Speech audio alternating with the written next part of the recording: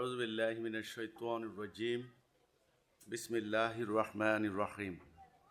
আলহামদুলিল্লাহি রাব্বিল আলামিন। সবাইকে আমার আন্তরিক সালাম মোবারকবাদ। সালামু আলাইকুম ওয়া রাহমাতুল্লাহি ওয়া বারাকাতুহু।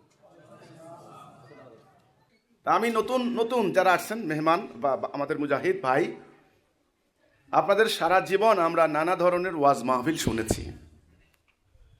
এইসব ওয়াজ মাহফিলে ওনারা বয়ান করছেন, ইসলামের কথা বলছেন, কোরআন হাদিসের কথা বলছেন বিভিন্নভাবে আর কি। কেউ হাসাচ্ছেন, কেউ কাঁদাচ্ছেন, কেউ কৌতুক করছেন, কেউ গান গাচ্ছেন, কেউ অভিনয় করছেন, সেটা ভিন্ন কথা। কিন্তু মানুষ মনে করে, আমরা মনে করছি যে অনেক সওয়াব হচ্ছে, বহুত সওয়াব হচ্ছে, আমরা ইসলামের বয়ান শুনছি ইত্যাদি ইত্যাদি। আমার প্রশ্ন হচ্ছে, প্রতি বৎসর বিভিন্ন রাজনৈতিক কারণে, পটভূমির কারণে কখনো কখনো সরকার কন্ট্রোল করে, সেটা ভিন্ন কথা। কিন্তু সাধারণভাবে এ পর্যন্ত লক্ষ লক্ষ আলেমে দিন, মানে এই দিনের আলেম, ওনারা দাবি করেন আলেমে দিন ওয়াজ করছেন। ওয়াজের ফলাফলটা, রেজাল্টটা কি হলো আমি জানতে চাই। ওয়াজের একটা রেজাল্ট আছে না, একটা ফল আছে না, সেই ফলটা কি, সেই রেজাল্টটা কি? মানুষ কি মুক্তি পেয়েছে? সমাজ কি পরিবর্তন হয়েছে? অন্যায়, অবিচার, চুরি, ডাকাতি, খুন, রাহাজানি, হত্যা, ধর্ষণ, সুদ, ঘুষ, ডাকাতি, গুম, নির্যাতন, অর্থ পাচার, দরিদ্রের উপর ধনীদের বঞ্চনা, জুলুম, নির্যাতন বন্ধ হয়েছে না কমছে? বাড়ছে। কেন বাড়লো? এই যে মাহফিল অর্থাৎ ধর্মীয় উপদেশ মানুষের আত্মার পরিবর্তন করতে পারে নাই। দেশের আইনও তো কঠিন থেকে কঠিনতর করা হয়েছে। অপরাধ কি কন্ট্রোল করতে পেরেছে? কেন পারে নাই? আমি বুঝলাম ধর্মীয় বাণী, উপদেশ, ওইটা না হলে মানুষ শুনে নাই, কিন্তু আইনকে তো ভয় পাবে। কোন মানুষ না জানে খুন করলে তার ফাঁসি হবে? কোন মানুষ না জানে? সবাই জানে। ডাকাতি করলে এই শাস্তি, চুরি করলে এই শাস্তি, এই জেল, এত বছর জেল, নারীদের উপর নির্যাতন করলে এই শাস্তি, কে না জানে? অপরাধ কি কমছে? কমে নাই। কেন? এত উপদেশ, এত ধর্মের বাণী, এত আইন, এত আইন শৃঙ্খলা বাহিনী, অন্যায়, অবিচার, চুরি, ডাকাতি, অর্থ পাচার, সব কিছু কমলো না কেন? বাড়ছে কেন? কারণটা কি? কারণটা কি? এই কারণ অনুসন্ধান করতে হবে আজকে। এখন একটা ঘটনা ঘটলেই টক শোতে বিশ্লেষণ করতে বসেন, কারণটা কি? যারা এখানে এসেছেন, আমি আপনাদেরকে প্রথমেই বলবো, আপনারা আল্লাহর এমন একটা সৃষ্টি, আপনারা পশুর মতো নন। পশু, তার কোনো চিন্তা শক্তি নেই, তার কথা বলার কোনো বাক শক্তি নেই, তাকে আল্লাহ খলিফা হিসেবে মনোনীত করে নাই, তার ভিতরে আল্লাহর রূহ নাই। তাকে বানানো হয়েছে, সে সারাদিন খাচ্ছে, শরীরে মাংস জমা করছে আপনার জন্য, আপনি খেয়ে পুষ্ট হবেন। আপনার কি উদ্দেশ্য, আপনার কি কাজ, আপনার কি কর্তব্য, এটা আপনারা প্রথমে জানবেন। এই জানার নাম আকীদা। এই জানার নাম কি? আমাদেরকে কোনো দিন কেউ এই কথা বলেনি, তোমার জীবনের উদ্দেশ্য কি, কেউ আমাদেরকে বলেনি। আজকে আমাদেরকে এই কথাটাই সবাইকে মনে করতে হবে, আমরা আল্লাহর খলিফা। কার খলিফা? আল্লাহর খলিফা। এটা হলো প্রথম জানার বিষয়, প্রথম কথা। আমরা আল্লাহর খলিফা, আল্লাহর প্রতিনিধি। এই পৃথিবীতে আমরা এমনি এমনি আসি নাই। আমাদের আসার পিছনে, আমাদের আগমনের পিছনে একটা বিরাট পরিকল্পনা রয়েছে। মহান আল্লাহ রাব্বুল আলামিন আমাদেরকে পাঠিয়েছেন। মাধ্যম হচ্ছে বাবা মা, ওনারা মাত্র মাধ্যম। এবং দুনিয়াতে বেঁচে থাকার জন্য আমার পরিবেশ, আমার ফ্যামিলি, আমার পরিবার আমাকে সাপোর্ট দিচ্ছেন। কোনো না কোনোভাবে আমি এক একজনের বিভিন্নভাবে আমি তাদের সহযোগিতা নিচ্ছি। এবং শুধু তাই নয়, প্রকৃতি, চন্দ্র, সূর্য, গ্রহ, নক্ষত্র, বৃক্ষরাজি, তরুলতা, পর্বতমালা, মৎস্যকুল, বিহঙ্গকুল, অক্সিজেন, নাইট্রোজেন, হাইড্রোজেন, এই যে অণু, পরমাণু, সমস্ত কিছু আমাকে সাপোর্ট দিয়ে যাচ্ছে। এই যে বিদ্যুৎ, এই যে বাতাস আমাকে সাপোর্ট দিয়ে যাচ্ছে। আমার বাবা মা, ভাই বোন, দাদা দাদি, নানা নানি, আমার শিক্ষক, এই সমস্ত কিছু যেমন আমাকে সাপোর্ট দিলেন, তেমনি এই প্রকৃতিও আল্লাহ রাব্বুল আলামিন সাজিয়েছেন আমাকে সাপোর্ট দেওয়ার জন্য। তাহলে আমাকে এত সুযোগ সুবিধা দেওয়া হচ্ছে, শুধু তাই নয়, আমাকে বলা হচ্ছে এটা তো সামান্য ক্ষণস্থায়ী, এই জীবনের পরের জীবনে রয়েছে তোমার জন্য অসীম নিয়ামত রাজি, ফল ফলাদি, দুধের নহর, মধুর নহর, সারাবান তাহুরা, বিশুদ্ধ পানির নহর, এত অমুক অমুক ফল, অমুক অমুক গাছের ছায়া, কোরআনে বলা আছে না, উত্তম সঙ্গী অথবা সঙ্গিনী। তাহলে এত কিছু কি, কারণটা কি? এই জীবনে এত সাপোর্ট দিয়ে যাচ্ছে, আবার ওই জীবনে জান্নাত, কারণটা কি? কে আমি, কি আমার কাজ, কি আমার কর্তব্য, কি আমার ডিউটি, আমার উদ্দেশ্যকে আমি কে, এইটাই হলো প্রথম। এটা পৃথিবীতে আগত প্রত্যেক নরনারীকে সুস্থ মস্তিষ্ক সম্পন্ন সবাইকে ভাবতে হবে। ওয়াজ মাহফিল তো অনেক হচ্ছে, কিন্তু এই কথাটা মানুষকে কেউ মনে করিয়ে দিচ্ছে না। আসল কথা হচ্ছে এটা। তাহলে আমি পৃথিবীতে আল্লাহর খলিফা। কার খলিফা? তাহলে এই পৃথিবীতে মূল দায়িত্ব হচ্ছে আল্লাহর খেলাফত করা। আল্লাহর খেলাফত করাই মূল ইবাদত। ওমা খালাকতুল জিন্না ওয়াল ইনসান ইল্লা লিয়াবুদুন।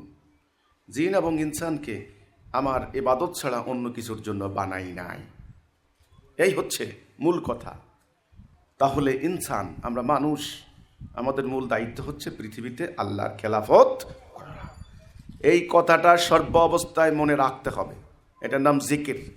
ফাজকুরুনি আযকুরুকুম ওয়াশকুরুলি ওয়ালা তাকফুরুন। সালার নাম দিয়েছেন জিকির, কোরআনের নাম দিয়েছেন জিকির। ফাজকুরুনি আযকুরুকুম, তোমরা আমার জিকির করো, আমি তোমাদের জিকির করব। এখন তো জিকির বাইর করছে গোল হয়ে, পাড়া কাঁপিয়ে, মসজিদ কাঁপিয়ে, আল্লাহ আল্লাহ আল্লাহ আল্লাহ আল্লাহ আল্লাহ, জিকির জিকির করতেছেন। ঠিক আছে, এটা জিকিরের আমি বলবো একেবারে ক্ষুদ্রতম একটা বিষয়। জিকিরের মানে কি শুধু এইটুকু? না, আল্লাহকে স্মরণ করা। কোথায় স্মরণ করব, কি স্মরণ করব?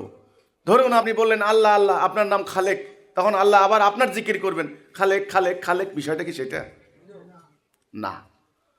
আল্লাহর জিকির করবেন মানে আপনার এই জীবনে আপনি প্রথমে মনে করবেন যে আপনার কাজ কি, আপনার ডিউটি কি, আপনি আল্লাহর খলিফা। এটা একটা মুহূর্তের জন্য আপনি ভুলতে পারবেন না। বলে না মানুষ শয়নে স্বপনে জাগরণে, বলে না, উঠতে বসতে ঘুমাতে খাইতে, আপনি কিন্তু এই কথা ভুলতে পারবেন না যে আপনি আল্লাহর খলিফা। ইবলিস কিন্তু আপনাকে এই কথা ভুলিয়ে দেবে। মানব জাতির শত্রুকে ইবলিস, তাকে সৃষ্টি করা হয়েছে পরীক্ষা স্বরূপ। সে আপনার পিছনে কিন্তু কেয়ামত পর্যন্ত সে লাগা আছে, কেয়ামত পর্যন্ত সে হায়াত নিয়ে এসেছে। আপনার রন্ধ্রে রন্ধ্রে প্রবেশ করার ক্ষমতা তাকে দেওয়া হয়েছে। আপনি যে আল্লাহর খলিফা, এটা কিন্তু সে ভুলিয়ে দেবে। তাহলে প্রথম জিকির হবে, প্রথম মনে রাখতে হবে আমি আল্লাহর খলিফা। এইবার আমি আল্লাহর খেলাফত করব কি দিয়ে, কিভাবে করব, কেমনে করব, সেই রাস্তা আল্লাহ বলে দিবেন না? ওটার নাম হেদায়া। ওটার নাম কি? হেদায়া। হেদায়া মানে সঠিক পথ, সঠিক রাস্তা। আজকে যারা আপনারা ধরেন পাবনা থেকে এখানে এসেছেন, ঘর থেকে বের হওয়ার পরে আপনাদের আকীদা ঠিক হয়ে গিয়েছে, আপনারা ভেড়ামারা যাবেন, ইমামের বক্তব্য শুনবেন, এই আকীদা ঠিক হয়ে গেল। এবার এই আকীদা অভিমুখী, লক্ষ্য অভিমুখী যাওয়ার জন্য সঠিক পথ লাগবে না? ঘর থেকে বের হয়ে দেখলেন রাস্তা একটা গেছে ওই দিকে, ওটা বগুড়ার দিকে অথবা রাজশাহীর দিকে, আবার একটা গেছে কুষ্টিয়ার দিকে। এখন আপনি কোন দিকে যাবেন? পথ যদি ভুল হয় আপনি জীবনে গন্তব্যে পৌঁছতে পারবেন? তাহলে প্রথম হচ্ছে গন্তব্য। আমাদের গন্তব্য হচ্ছে জান্নাত, মূল বাড়ি জান্নাত। আমরা ওখানে ছিলাম। পৃথিবীতে আমাদেরকে কিছু কালের জন্য পাঠানো হয়েছে পরীক্ষা স্বরূপ। বি কেয়ারফুল, এই কথার মধ্যে পরীক্ষা। মানুষ মানুষের জন্য পরীক্ষা, স্বামী স্ত্রীর জন্য পরীক্ষা, শাসক শাসিতের জন্য পরীক্ষা, ধন সম্পদ আপনার জন্য পরীক্ষা, আপনার হায়াত, আপনার আয়ুটা আপনার জন্য পরীক্ষা, আপনার দৃষ্টি পরীক্ষা, কান শ্রবণ শক্তি কিন্তু একটা পরীক্ষা, ব্রেন পরীক্ষা, শক্তি কুয়ত পরীক্ষা, টেস্ট। আপনি কোন দিকে ব্যবহার করেন এটা আল্লাহ দেখবেন। অডিও ভিডিও দেওয়া হয়েছে, ভিডিও করা হবে, অডিও করা হবে, সময় মতো শুনিয়ে দেওয়া হবে, জানিয়ে দেওয়া হবে। সূরা বনী ইসরাইল 17 নম্বর সূরা 37 নম্বর আয়াত, আল্লাহ বললেন তোমার যে সম্পর্কে কোনো জ্ঞান নাই তুমি এর অনুসরণ করো না, নিশ্চয়ই তোমার শ্রবণ শক্তি, দৃষ্টিশক্তি, হৃদয় সম্পর্কে প্রশ্ন করা হবে। কোন কাজে ব্যয় করেছো অর্থ, কোন কাজে ব্যয় করেছো? ব্রেইন। কোন কাজে ব্যয় করেছো? এলেম। কাজেই পৃথিবীটা আমার জীবনের জন্য কি ক্ষেত্র? পরীক্ষা ক্ষেত্র। 3 ঘন্টার পরীক্ষার হল। প্রতিটা মুহূর্ত কত গুরুত্বপূর্ণ একটা সচেতন সজাগ স্টুডেন্ট উপলব্ধি করতে পারে। অসচেতন স্টুডেন্ট হলে কিছু করার নাই। কিন্তু যে ভালো রেজাল্ট করতে চায়, সম্মান অর্জন করতে চায়, স্কুলে উঁচু ক্লাসে যেতে চায়, এরকম সচেতন সজাগ স্টুডেন্টের কাছে ওই 3 ঘন্টার মধ্যে একটা মিনিট কত গুরুত্বপূর্ণ সেটা সে উপলব্ধি করতে পারে। আমাদের মনে আছে স্কুলে যখন আমরা পরীক্ষা দিতাম, পিছনের স্টুডেন্ট কলম দিয়ে খোঁচাইতে আঘাত করতে করতে তবুও তাকানোর টাইম নাই। কারণ সে জানে নির্দিষ্ট সময়ে বেল বাজবে, ঘন্টা বাজবে, কাগজ নিয়ে দেওয়া হবে, আমাকে হল থেকে বের করে দেওয়া হবে। আমি কি লিখলাম, যদি আমি সঠিক লিখি মূল্যায়ন করা হবে, আমার পুরস্কার দেওয়া হবে আমাকে। তাহলে এই দুনিয়াটা আমাদের জন্য কি পরীক্ষা? সামান্য একটু কথার মধ্যেই মন খারাপ করেন, সামান্য একটু আচরণ খারাপ দেখলেই আন্দোলন থেকে পিছিয়ে যান, আল্লাহর রাস্তায় কাজ করেন না, আন্দোলন থেকে নিষ্ক্রিয় হয়ে যান। আপনি ভুলে যাইয়েন না, আপনার আমির আপনার জন্য পরীক্ষা, আপনার স্ত্রী আপনার জন্য পরীক্ষা, আরেক মুজাহিদ আপনার জন্য পরীক্ষা। কার কথার উপরে রাগ করে আপনি আন্দোলন থেকে পিছিয়ে থাকবেন? কার কথার উপরে নিজের পায়ে নিজে কুড়াল মারলেন? দুনিয়াটা সরল রেখা নয়, দুনিয়াটা অত্যন্ত আঁকাবাঁকা পথ। দুনিয়ার জীবন কণ্টকাকীর্ণ, কাটা বিছানো পথ। নবী রাসূলদের পথ গিয়েছে কাটা বিছানো, গালি খেয়ে, মার খেয়ে, লাঞ্ছিত হয়ে, অপমানিত হয়ে, বাড়িঘর ত্যাগ করে। আর আপনি নাদুস নুদুস হয়ে দিন প্রতিষ্ঠা করবেন, কি করে ভাবতে পারেন? কারো কারো আচার আচরণ এতটাই মনে কষ্ট হবে, কষ্টে ঘুম আসবে না। আমার সাথে এই আচরণটা করতে পারলো? হ্যাঁ করতে পারলো, করতে পারে মানুষ, করতে পারে মানুষ। কারণ মানুষকে আল্লাহ সুবহানাহু ওয়া তাআলা মানুষকে বলেছেন উলাইকা হুম শাররুল বারিয়া, এরাই হলো সৃষ্টির নিকৃষ্ট।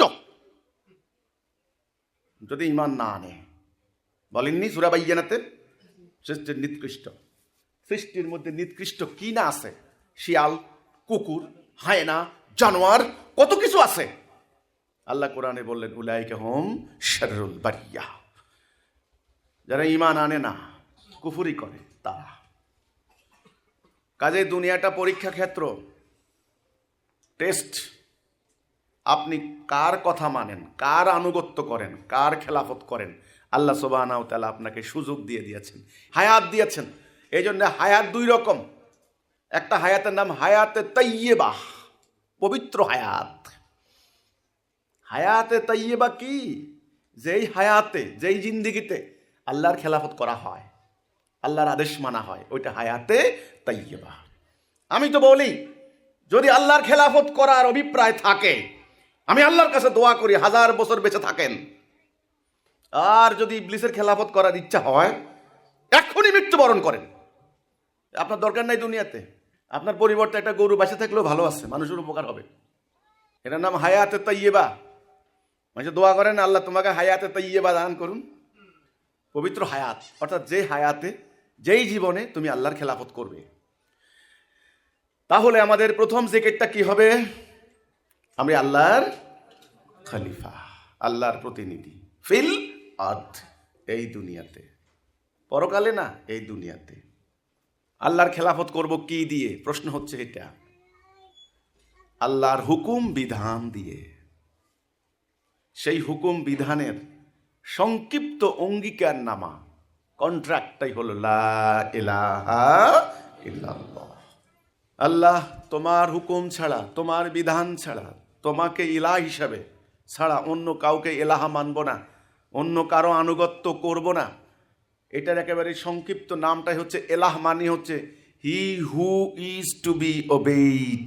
তিনি সেই সত্তা যার আদেশ মানতে হয়, যার হুকুম মানতে হয়, তিনি হচ্ছেন সেই সত্তা।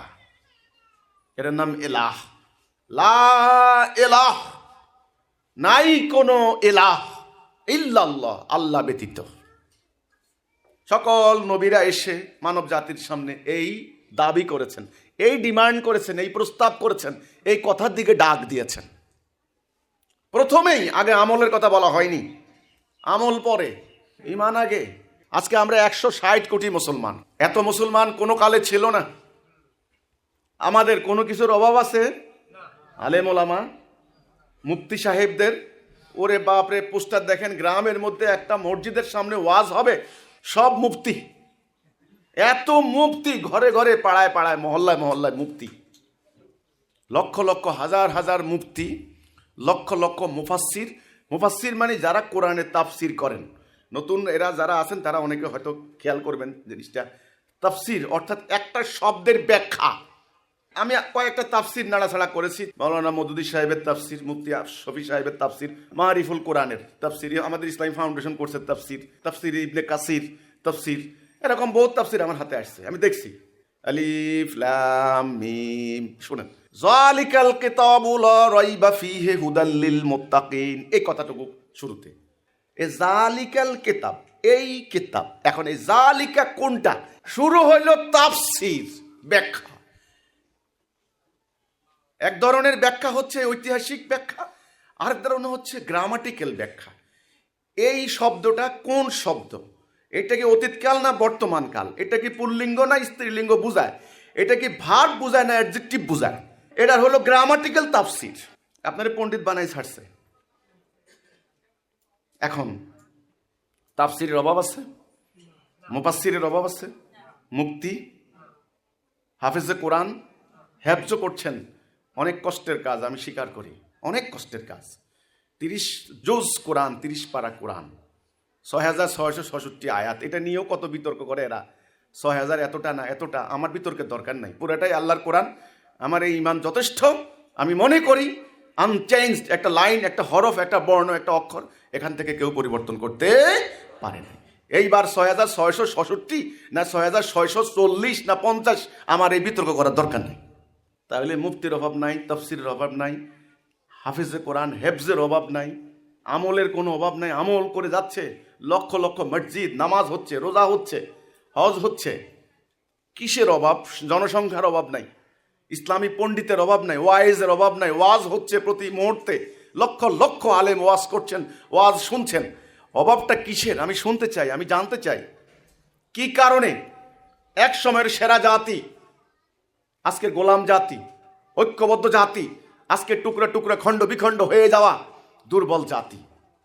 কি কারণে? প্রতিটা জনপদে মার খাচ্ছে। কি কারণে? 1 ইঞ্চি জায়গা নাই যেখানে আল্লাহর হুকুম চলে, আল্লাহর বিধান চলে। গলতটা কোথায়? গলতটা খুঁজে বের করবেন না? হ্যাঁ, আকীদাও নাই, ঈমানও নাই। আকীদাও গেছে, ঈমানও গেছে, আমল ভর্তি, আমলের কোনো অভাব নাই। এই জনগোষ্ঠী জানে না তাদের জীবনের উদ্দেশ্য কি। এই জনগোষ্ঠীর জানা নাই আল্লাহ রাসূলকে কেন পাঠানো হয়েছে, রাসূলের সংগ্রামের উদ্দেশ্য কি, রাসূলের আন্দোলনের উদ্দেশ্য কি, রাসূল কেন জিহাদ করলেন, কিতাব কেন নাযিল হয়েছে, উদ্দেশ্য কি। আমল, সালাত, যাকাত, হজ, সওম, এই সমস্ত আমল আমি কেন করব, কি জন্য করব, এর উদ্দেশ্য কি, এর পারপাস কি, এই আকীদা জানে না। আকীদা ভুল এবং ঈমান নাই। এই কথাটা শুনলেই তো মাথা গরম হয়ে যায় রে ভাই। কি এত বড় কথা, আমাদের ঈমান নাই। কে তোমরা? তোমরা কত বড় মানুষ হয়ে গেলা, তোমাদের ঈমান আছে? তখন আমাদের কথা হচ্ছে আমরা অতি সাধারণ মানুষ। অহংকার করো না। অহংকারের গোড়া আল্লাহ কেটে দিয়েছেন আখেরি নবীর মাধ্যমে। আখেরি নবী যখন সমাজ নিয়ে ভাবতেন, সমাজের এই অন্যায় কেন, এই অবিচার কেন, এই জুলুম কেন, নারীদের উপরে নির্যাতন কেন, মানুষের ঘরে খাবার নাই কেন, মানুষ লুটতরাজ, খুন খারাপি এগুলি করছে কেন, সুদ ঘুষ মাদক মদ খেয়ে অজ্ঞান হয়ে পড়ে থাকতো রাস্তার পাশে, ওই জাহিলি সমাজ, আরব সমাজ, ওই সমাজ নিয়ে রাসূল ভাবতেন, চিন্তা করতেন। ভাবনার জন্য রাসূল একান্তে নিরিবিলি হেরা গুহায় গিয়ে তিনি ভাবতে লাগলেন। প্রথম আয়াত যখন নাজিল হলো, ইকরা বিইসমি রাব্বিকাল্লাযী খালাক, পড়ুন আপনার প্রভুর নামে। রাসূল কি উত্তর দিলেন? আমি তো পড়তে পারি না। আবার বলা হয়েছে পড়ুন, রাসূল বললেন আমি তো পড়তে পারি না। আমার প্রশ্ন, এ কেমন কথা? আল্লাহ সুবহানাহু ওয়া তাআলা এমন একজনকে রাসূল মনোনীত করলেন যিনি মানব জাতির মুক্তির দূত, রাহমাতাল লিল আলামিন, মানুষের আধ্যাত্মিক সংকট, রাজনৈতিক সংকট, সামাজিক সংকট যার মাধ্যমে দূর হবে। তিনি লেখাপড়া জানেন না। আল্লাহর এই কেমন নির্বাচন! কেন ওই সমাজে জ্ঞানী লোক, শিক্ষিত লোক কি ছিল না? আবুল হাকাম, এটা কিন্তু নাম না, কেবল তার আরেক নাম আছে, অন্য নাম, তার এটা টাইটেল ছিল। আজকে আমাদের সমাজে যেমন নাম রাখা হয় আল্লামা, হাই স্কলার, মহাজ্ঞানী। আল্লাহ প্রমাণ দিলেন, আমি যাকে পরিশুদ্ধ করব তোমরা কেউ তাকে ধ্বংস করতে পারবে না। আমি যাকে পছন্দ করব, পছন্দ আমার, মাইয়াশা আল্লাহ, আমার পছন্দ। আমি যাকে জ্ঞান দেব তাকে তোমরা কেউ তাচ্ছিল্য করতে পারবে না। আমি যাকে বিজয় দেব কেউ তাকে তোমরা পরাজিত করতে পারবে না। এটা কার পছন্দ? আল্লাহর পছন্দ, আল্লাহর বাছাই। এখানে অহংকার কোনো লাভ নাই। আল্লাহ রাব্বুল আলামিন আমাদের মতো সাধারণ গুনাহগার নগণ্য মানুষকে আল্লাহ রাব্বুল আলামিন এইটাই বুঝিয়েছেন, এই কথাটাই আল্লাহ আমাদেরকে দান করেছেন, যে পৃথিবীতে ইসলাম নামে যে বিষয়টিকে এখন প্র্যাকটিস করা হচ্ছে ওটা আল্লাহ রসুলের ইসলামের সাথে দূরতম কোনো সম্পর্ক নাই।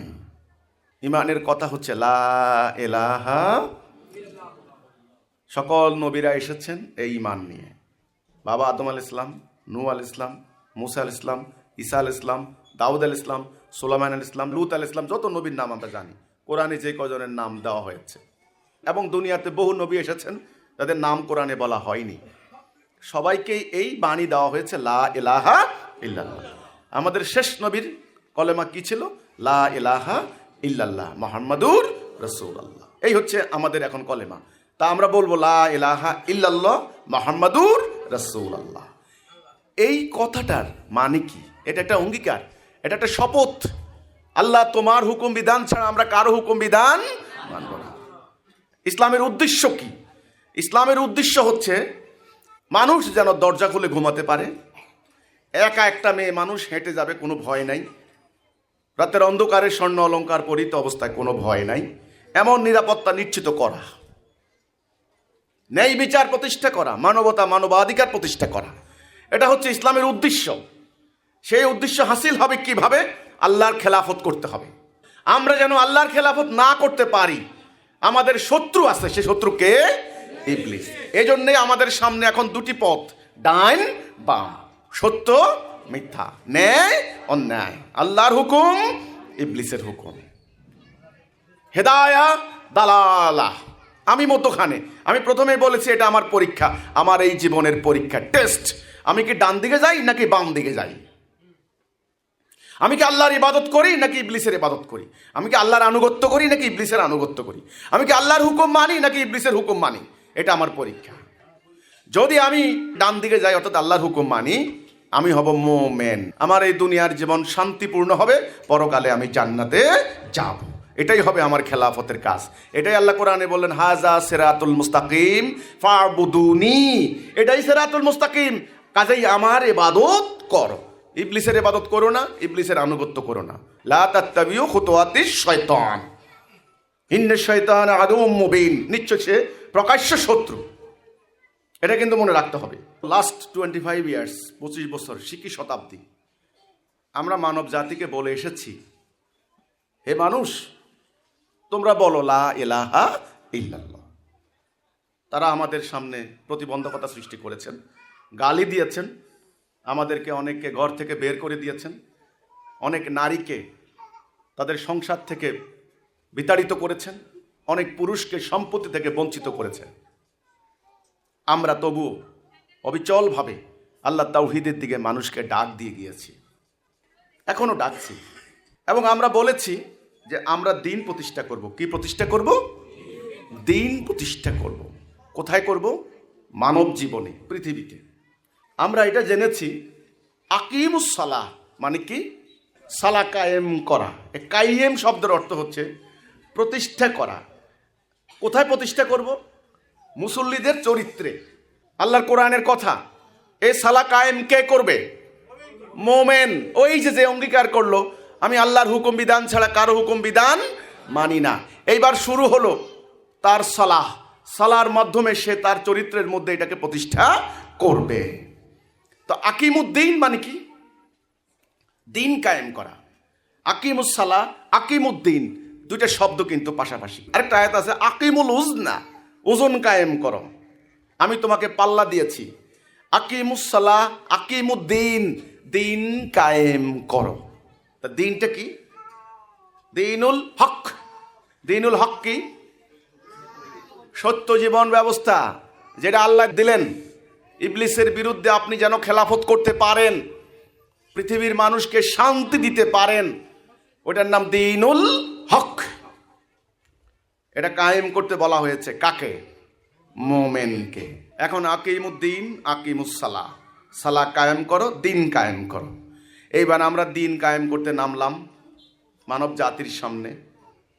আমার বক্তব্য হচ্ছে আলহামদুলিল্লাহ, আল্লাহর শুকর, আমরা হিজবুত তাওহীদ মানব জাতির একটা অংশ। এখন আমরাই এখন একটা উম্মাহ, যেটা কোরআনে আল্লাহ বললেন কুনতুম খায়রা উম্মাতি উখরিজাত লিন-নাস তা'মুরুনা বিল মারুফ ওয়া তানহাউনা আনিল মুনকার। তোমরাই সেরা জাতি, মানব জাতি থেকে তোমাদেরকে আলাদা করা হয়েছে। তোমরা সৎ কাজের আদেশ দিবে, অসৎ কাজ থেকে বিরত রাখবে। 50,000 হন, 20,000 হন, 1,00,000 হন, হিজবুত তাওহীদ একটা সংখ্যা। আমরা বলেছি আমরা ঈমান এনেছি। আল্লাহ বললেন তোমরা ঈমান আনিয়াছো, এ কথা বললে আমি তোমাদেরকে ছেড়ে দেব না, আমি পরীক্ষা করব কারা সাবের, কারা জিহাদ করেছ। 2021 সাল থেকে আমার বক্তব্য হচ্ছে আলহামদুলিল্লাহ, আল্লাহ শুকর, যেই খেলাফতের কথা আমরা বলে এসেছি, আমার ঘোষণা, এটা আমার উপলব্ধি, আমার হিসাব, আমার যুক্তি, আমার প্রমাণ। আমার যুক্তির বিরুদ্ধে আপনি পাল্টা যুক্তি দিতে পারেন, আমার কোনো আপত্তি নেই। কিন্তু আমি যে হিসাব দিচ্ছি, আমি যে যুক্তি দিচ্ছি, আমি যে প্রমাণ দিচ্ছি, এটা খুব মনোযোগ দিয়ে শুনতে হবে। আমার এই হিসাবটা ঠিক আছে কিনা, আমার যুক্তিটা ঠিক আছে কিনা। আমাদের মহামান্য ইমামুজ্জামান বলেছিলেন, তুমি আল্লাহর খলিফা, আল্লাহ সুবহানাহু ওয়া তাআলা ওয়াদা দিয়েছেন সূরা নূরের 55 নম্বর আয়াত, ওয়াদাল্লাহুল্লাযিনা আমানু মিনকুম ওয়া আমিলুস সলিহাতি লা ইস্তাখলিফান্নাহুম ফিল আরদ। ওই যে ফিল আরদ, ওই কথাটা ওখানেও আছে সূরা বাকারা 30 নম্বর আয়াতে। ওই যে ক্বালা রাব্বুকা লিল মালাইকাতি ইন্নী জাইলুন ফিল আরদ খলিফা। ফিল আরদ, এই জমিনে, এই দুনিয়াতে, এই পৃথিবীতে তুমি আল্লাহর খলিফা। আর সূরা নূরের 55 নম্বর আয়াতে বললেন যদি ঈমান আনো আর আমলে সালে করো, এই পৃথিবীতে তোমাকে খেলাফত দেওয়া হবে। আল্লাহর খেলাফত কাকে দিবেন? যদি ঈমান আনো এবং আমলে সালে করো। এখন আমরা তো বলেছি আমরা ঈমান এনেছি, আমরা বলি নাই? আমরা ঈমান এনেছি। 25 বছর থেকে আমরা দাবি করেছি যে আমরা ঈমান এনেছি, আমরা মোমেন। এখন প্রমাণ হবে আমরা কতটুকু মোমেন হলাম। আমরা এতদিন থেকে মানুষকে বলেছি আমরা দিন কায়েম করব। আমি বলতে চাই আলহামদুলিল্লাহ, আল্লাহ শুকর, খেলাফতের প্রাথমিক কার্যক্রম শুরু হয়ে গিয়েছে। আলহামদুলিল্লাহ, আল্লাহ। আপনারা খুশি হবেন কিনা জানি না, কিন্তু আমি আল্লাহর দরবারে লাখ কোটি শুকরিয়া আদায় করি। আমার মনে অনেক কষ্ট ছিল, অনেক যন্ত্রণা ছিল। এই জিনিসটা বোঝার পর আলহামদুলিল্লাহ আমার যন্ত্রণা অনেকটা লাঘব হয়ে গিয়েছে। যন্ত্রণা ছিল এই জায়গায়, কোনো কিছু হারানোর চিন্তা না, কি আর দিছি আল্লাহকে, এই কষ্টটাই ছিল। আল্লাহ সুবহানাহু ওয়া তাআলা, তুমি আল্লাহ দয়া করে এই আখিরি যুগে এসে মানুষ যখন দিশেহারা, পথ হারা, কোথায় যাবে মানুষ, এক এক পীরের দরবারে যাচ্ছে, এক এক দিকে জানুয়ারি মাসে যাচ্ছে একজনের কাছে, ডিসেম্বরে যাচ্ছে আরেকজনের কাছে, বিভিন্ন মাহফিলে যাচ্ছে, বিভিন্ন হুজুরের দরবারে যাচ্ছে, তাদের আত্মার প্রশান্তি নাই। আল্লাহ সুবহানাহু ওয়া তাআলা, তুমি বলেছো কোরআন শুধু অক্ষর থাকবে, ইসলাম শুধু নাম থাকবে, কোরআনের কোনো প্র্যাকটিস হবে না, ইসলামের কোনো বাস্তবায়ন হবে না। আল্লাহ তুমি বলেছো, তোমার রাসূল বলেছেন, হাদিসের মধ্যে আমরা পেয়েছি রাসূলের মাধ্যমে, মসজিদগুলি হবে লোকে লোকারণ্য, হেদায়া থাকবে না, মসজিদ ভর্তি হয়ে যাবে, কোনো হেদায়া নাই, সকল জাতি মিলে তোমাদেরকে হত্যা করবে। আল্লাহ রাসূল বললেন তাহাজ্জুদ পড়বে, ঘুম নষ্ট করা হবে, রোজা রাখবে, না খেয়ে থাকা হবে, অথবা কোনো আমল হবে না, কোনো হেদায়া নাই। এই জাতি যখন দিশেহারা, পথ হারা, আকীদা নাই, খণ্ড বিখণ্ড হয়ে গিয়েছে, নিজেরা নিজেরা মারামারি হানাহানিতে লিপ্ত, এমন একটি অন্ধকারময় সময়ে আল্লাহ তুমি দয়া করে হেদায়া দিয়েছো, কর্মসূচি দিয়েছো, দিন দিয়েছো, আকীদা বুঝিয়েছো। কিছু লোককে তো অন্তত তুমি দিয়েছো আল্লাহ, সংখ্যা অল্প হতে পারে, তারা তো ঘর বাড়ি ত্যাগ করেছে, তারা ইমামের আহ্বানে তারা অনেক দূর দূরান্তে চলে গিয়েছে, তারা অনেক কষ্ট করেছে, বহু মেয়ে সংসার স্বামী সন্তান ত্যাগ করেছেন তোমাকে সন্তুষ্ট করার জন্য। আল্লাহ সুবহানাহু ওয়া তাআলা, আল্লাহ তো তাহলে যদি খেলাফতে না দাও, খেলাফত করতে না পারি, তোমার সামনে কি নিয়ে দাঁড়াবো আল্লাহ? এত আকীদা কেন দিলে? কর্মসূচি বা কেন দিলে? তাওহীদ বা কেন দিলে? এত জ্ঞান কেন দিলে আল্লাহ হিজবুত তাওহীদকে? এই আকুতি, এই যন্ত্রণায় ছটফট করছিলাম এই গত 2-3টি বছর। আলহামদুলিল্লাহ 2021 সালের শুরুতে আল্লাহ রাব্বুল আলামিন আমার সেই যন্ত্রণা অনেকখানি লাঘব করে দিলেন। আল্লাহর শুকর। আমার সামনে যখন পরিষ্কার হয়ে গেল যে আমরা এখন খেলাফতের কার্যক্রম শুরু করে দিয়েছি, এটা কিন্তু আমাদের জন্য অনেক বড় সুসংবাদ। এবার আমি বলবো কিভাবে শুরু করলাম। নোয়াখালীতে আমরা মসজিদ দিলাম। আচ্ছা, প্রতিনিয়ত এই মুহূর্তে হাজার হাজার লক্ষ লক্ষ মসজিদ হচ্ছে, কোনো অসুবিধা হচ্ছে? কেউ বাধা দিচ্ছে? কেউ বাধা দিচ্ছে না। আমি আমার আঙ্গিনায় মসজিদ বানাচ্ছিলাম, সেই মসজিদ বানাতে গিয়ে 2টা ভাই শহীদ হতে হলো কেন? শত শত ভাইয়ের রক্ত কেন ঝরল? কেন বাড়ি ঘরগুলি বিধ্বস্ত হয়ে গেল? কেন মসজিদের ইটগুলি আমাদের ভাইদের মাথায় নিক্ষেপ করা হলো? প্রতিটা ইটের গায়ে রক্ত লেগে থাকলো কেন? কারণ রক্ত দিয়ে মসজিদটা নির্মাণ করা দরকার ছিল।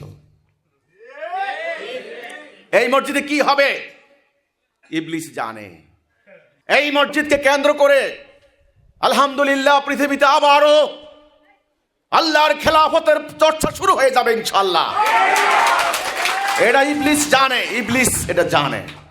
এটা উমাইয়া খেলাফত নয়, আব্বাসীয় খেলাফত নয়, সাবধান, ওই তুর্কি খেলাফত নয়। আমাদের দেশে একবার খেলাফত আন্দোলন হয়েছিল, ওই আন্দোলনের খেলাফত নয়। এটা কার খেলাফত? আল্লাহর খেলাফত। এই জমিনে আল্লাহ সুবহানাহু ওয়া তাআলা ইবলিসের বিরুদ্ধে আবার বিজয় লাভ করবেন ইনশাআল্লাহ। এই জন্যে এই মসজিদ নির্মাণ করতে গিয়ে রক্ত দেওয়া দরকার হয়েছে। খেলাফতের কার্যক্রম আমরা কিভাবে শুরু করলাম? মানুষের মৌলিক মানবিক প্রয়োজন, যেই কারণে পৃথিবীতে মানুষ বেঁচে থাকতে হয়, মানুষের নিরাপত্তা, মানুষের খাদ্যের নিশ্চয়তা, চিকিৎসার নিশ্চয়তা, মানুষের শিক্ষার নিশ্চয়তা, মানুষের পোশাকের নিশ্চয়তা, লজ্জাস্থান নিবারণের নিশ্চয়তা, মানুষের একটা ঘরে বা একটা শেল্টারের আন্ডারে বসবাস করার নিশ্চয়তা। মানুষ পশু নয়। মানুষ রোদে পুড়ে বৃষ্টিতে ভিজে খোলা আকাশের নিচে বেশিক্ষণ বেশি দিন থাকতে পারে না। তাকে কোথাও না কোথাও শেল্টার নিতে হয়, আশ্রয় নিতে হয়। এই যে বিষয়গুলি, এগুলি মানুষের বেসিক নিডস, মৌলিক মানবিক প্রয়োজন। এগুলি নিশ্চয়তা দেওয়াই হচ্ছে খেলাফতের কাজ। খেলাফতের কাজ কি আপনার ওয়াজ করা খালি? হ্যাঁ, ওয়াজ করবেন। ওয়াজ মানে উপদেশ, সদ উপদেশ, উত্তম উপদেশ। উপদেশ কে দিবেন? যিনি উপদেশ নিজে অনুসরণ করেন তিনি। আন্দাজে উপদেশ দিয়ে লাভ নাই, হিতে বিপরীত হবে, বুমেরাং হবে, বুমেরাং। ওয়াজ করতেও সাবধান, কথা বলবেন গুনে গুনে, হিসাব করে। কথার বিচার হবে, কথার হিসাব হবে। যেই কথা আপনি বলেন সেই কথার উপরে দাঁড়িয়ে থাকবেন তো নাকি? এইটার নাম নিজেই করেন না, নিজেই মানেন না, টাকা দিচ্ছে বলে বলে যাচ্ছেন। খেলাফতের প্রাথমিক কার্যক্রম শুরু হয়ে গিয়েছে। কিভাবে আমি বলছি, সেই মসজিদে দাঁড়িয়ে আমরা যদি মানুষের বলি, এই আপনার ঘরে কার খাবার আছে না নাই? একজন দাঁড়িয়ে বলল, ইমাম আমার ঘরে খাবার নাই, এই তারে 2 বস্তা চাল দিয়ে আসো। এটা করলে মানুষ আমাদেরকে ভালো বলবে, বলবে ওরে বাপরে হিজবুত তৈরি কত মানবতাবাদী রে। এটা বিজ্ঞাপন নাকি আমাদের? আল্লাহ দেখবেন না? আল্লাহ দেখেন না? এরা দাঁড়িয়ে কি বলছে, কেন বলছে, ভিতরের খবর আমি জানি। তাদের এই কাজের উদ্দেশ্য কি, নিয়ত কি, আল্লাহ দেখেন না? আল্লাহর সঙ্গে রাজনীতি চলে না। রাজনীতি সাধারণ মানুষের সাথে করেন, অসুবিধা নেই, মানুষ তো অজ্ঞ। শতাব্দীর পর শতাব্দী ধরে তাদের দিনের কোনো জ্ঞান নাই, দুনিয়ার কোনো জ্ঞান নাই, এদের সঙ্গে রাজনীতি চলে, বাটপারি চলে। আল্লাহর সঙ্গে রাজনীতি চলে না। আপনি যখন কথা বলবেন, আল্লাহ আপনার সুদূরের খবর জানেন, কেন আপনি কথা বলছেন? আমরা যখন এই খবরগুলি নিচ্ছি, বিশাল এক দায়িত্ব আমাদের কাঁধে চলে এসেছে মোমেনরা। এখন জোয়ারের মতো পাগল পারা মানুষ, মুক্তিকামী মানুষ জোয়ারের মতো তোমাদের উপর আশ্রয় পড়বে। তোমরা এই মুক্তিকামী পাগল পারা মানুষকে সামলাতে পারবে কিনা আমি জানি না। বিপ্লবের ঢেউ তুলে দেওয়া যায়, রেনেসা সৃষ্টি করে দেওয়া যায়, কিন্তু রেনেসা কন্ট্রোল করা, বিপ্লব কন্ট্রোল করা অত্যন্ত কঠিন। আমার বক্তব্য আজকে প্রতিধ্বনিত হচ্ছে সারা দুনিয়াতে। আমার বক্তব্য চলে গিয়েছে, বিপ্লব শুরু হয়ে গিয়েছে, রেনেসা শুরু হয়ে গিয়েছে। ইমামুজ্জামানের বইগুলি, লক্ষ লক্ষ বই বাংলার আনাসে কানাসে ছড়িয়ে ছিটিয়ে পড়ে গেছে। সেদিন এক ভদ্র মহিলা, বয়স হয়ে গিয়েছে, বাড়ি হচ্ছে ফেনী, আমাকে ফোন করলেন, বললেন এটা কি তৌহিদ প্রকাশন? আমি ডিনাই করলাম না, আমি বললাম যে হ্যাঁ তৌহিদ প্রকাশন, কারণ তৌহিদ প্রকাশনের নাম্বার তো আমার নাম্বারে ফোন করার কথা না। তবু আমি স্বীকার করলাম যে হ্যাঁ এটা তৌহিদ প্রকাশন। কি ব্যাপার, কি হলো? বলল যে আমি তো আপনাদের কিছু বই চাচ্ছি। আপনি কে, কোথা থেকে? বললেন যে ভাই আমি অমুক অমুক, আমার বাড়ি ফেনী, আমার ছেলে গাড়িতে ড্রাইভার, সে 10 বছর আগে ঢাকা থেকে দাজ্জাল বইটা কিনে এনেছিল। আমি অবহেলায় তাচ্ছিল্যে বইটা পড়ি নাই, কিছুদিন আগে আমার হাতে পড়লো, আমি বইটা পড়লাম। পড়ার পর আমার প্রথম প্রশ্ন হলো, বাইজিদ খান পন্নী সাহেব কি দুনিয়াতে কি বেঁচে আছেন? আমি বললাম যে না, উনি বেঁচে নাই। আফসোস করলেন, বললেন ওনার বই এখানে লেখা আছে যে বইগুলি ইসলামে নয়, অন্য অন্য বই আমার দরকার, আমার এই বইগুলি আমি চাই। তা আমি বললাম এই বইটা তো প্রিন্ট আউট, আমাকে বইটা আমি দিতে পারবো কিনা আমি জানি না, তবে অন্য অন্য বইগুলি আমি আপনাকে পৌঁছাই দেবো ইনশাল্লাহ। 10 বছর পরে বীজ অঙ্কুর উদ্গম হয়েছে। এত সোজা মনে করেন? এক লোক আমার সামনে এসে মিটিংয়ে বলছে আমি আজকে 5 বছর আপনার বক্তব্য ফলো করে আসতেছি, শত শত বক্তব্য ডাউনলোড করে আমি শুনেছি, বই আমি সব পড়েছি, তারপরে ভাবলাম একটু দেখে আসি। আমি কি ও এতদিন পড়ার পর দেখার পর আপনি ভাবলেন একটু দেখে আসি? ঠনঠনা মাটি, পাথর, পাথরের উপরে তোমরা বীজ বপন করছো, মনে করছো দিলেই একেবারে সঙ্গে সঙ্গে তাল গাছ হয়ে যাবে। না, বৃষ্টি হচ্ছে না, শতাব্দীর পর শতাব্দী ধরে খাঁ খাঁ করছে মানুষের হৃদয়, কাউকে মানুষ বিশ্বাস করছে না, মানুষ সর্বত্র গিয়ে প্রতারিত হয়েছে। কি ধর্মনেতা, কি জননেতা, আর তুমি অখ্যাত, অবজ্ঞাত, তুমি একজন দাঁড়িয়ে বলছো এদিকে আসো, আমার দিকে আসো, মুক্তি এদিকে। একথা বললে কি মানুষ বিশ্বাস করবে? কি করে মনে করো? একথা বললেই মানুষ বিশ্বাস করবে না, পাগল বলবে, ইসলামের শত্রু মনে করবে, যেমন আজকে করা হচ্ছে। হিসাব নাম্বার 1, যে আমরা মসজিদে দাঁড়িয়ে জুমার খুতবার পরে, জুমার সালাতের পরে আমরা আমাদের মোমেনাদের মৌলিক মানবিক প্রয়োজনের খোঁজ খবরগুলি নিচ্ছি। এটা হলে খেলাফতের প্রথম কর্তব্য, প্রথম কাজ।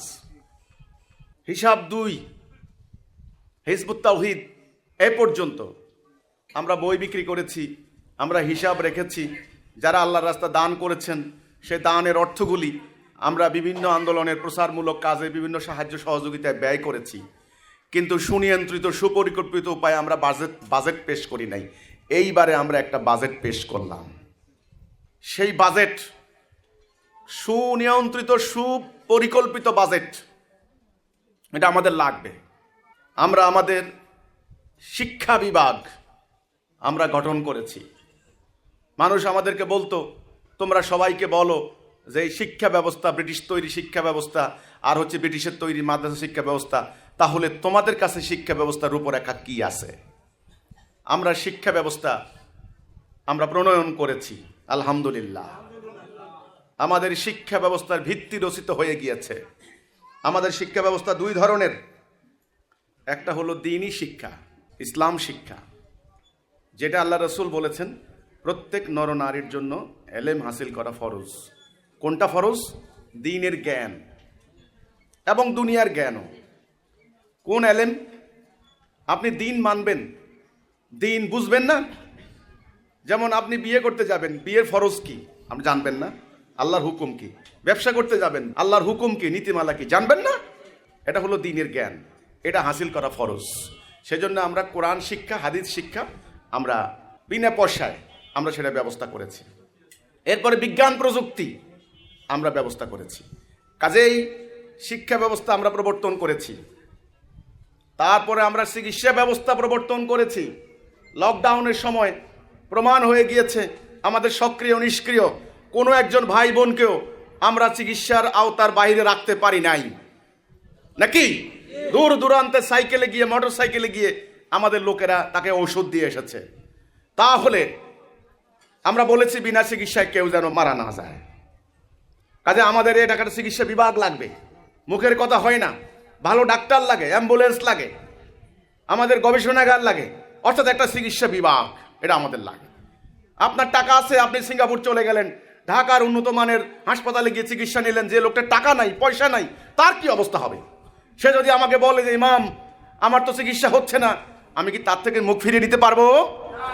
তার চিকিৎসার ব্যবস্থা আমাকে করতে হবে। এই জন্য আমাদের চিকিৎসা বিভাগ তৈরি হয়ে গিয়েছে। আমাদের শিল্প বাণিজ্য বিভাগ, এটা ছিল না এতদিন। আলহামদুলিল্লাহ আমরা শিল্প বাণিজ্য বিভাগ স্থাপন করেছি। আমাদের শিক্ষানীতি হলো, চিকিৎসা নীতি হলো, আমাদের শিল্পনীতি, আমাদের বাণিজ্য নীতি, আমাদের স্বাস্থ্যনীতি, আমাদের এগুলি একে একে একে একে আমরা সব গ্রহণ করেছি। এখন এই সমস্ত নীতি বাস্তবায়ন করতে হলে প্রথম কর্তব্য হচ্ছে হিজবুত তাওহীদের ভাই বোনদেরকে, মোমেন মোমেনাদেরকে এই অঙ্গীকারের বাস্তবায়ন করতে হবে। আমরা মোমেন হয়েছি বলি নাই এতদিন, এখন প্রমাণ হবে আমরা কতটুকু মোমেন হয়েছি। আল্লাহ সুবহানাহু ওয়া তাআলা এখন দেখবেন এরা মানুষকে বলে আমরা দিন প্রতিষ্ঠা করব, তারা নিজেদের মধ্যে এখন কতটুকু দিন প্রতিষ্ঠা করছে।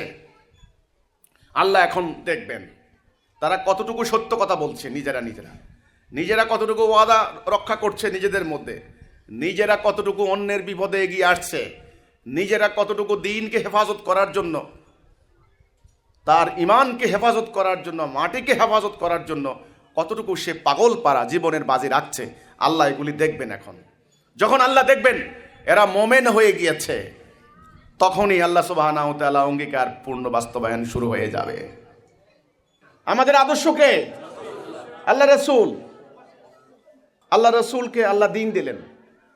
আমি প্রথমেই যে কথাটা বললাম, হেরা গুহায় ওনাকে প্রথম আয়াত নাযিল করলেন, ইকরা বিসমি রাব্বিকাল্লাযী খালাক, পড়ুন আপনার প্রভুর নামে। তাহলে ওনাকে রাসূল মনোনীত করলেন কে? ওনাকে তাওহীদ দিলেন কে? আল্লাহ। নাকি অন্য কেউ? অন্য কেউ না।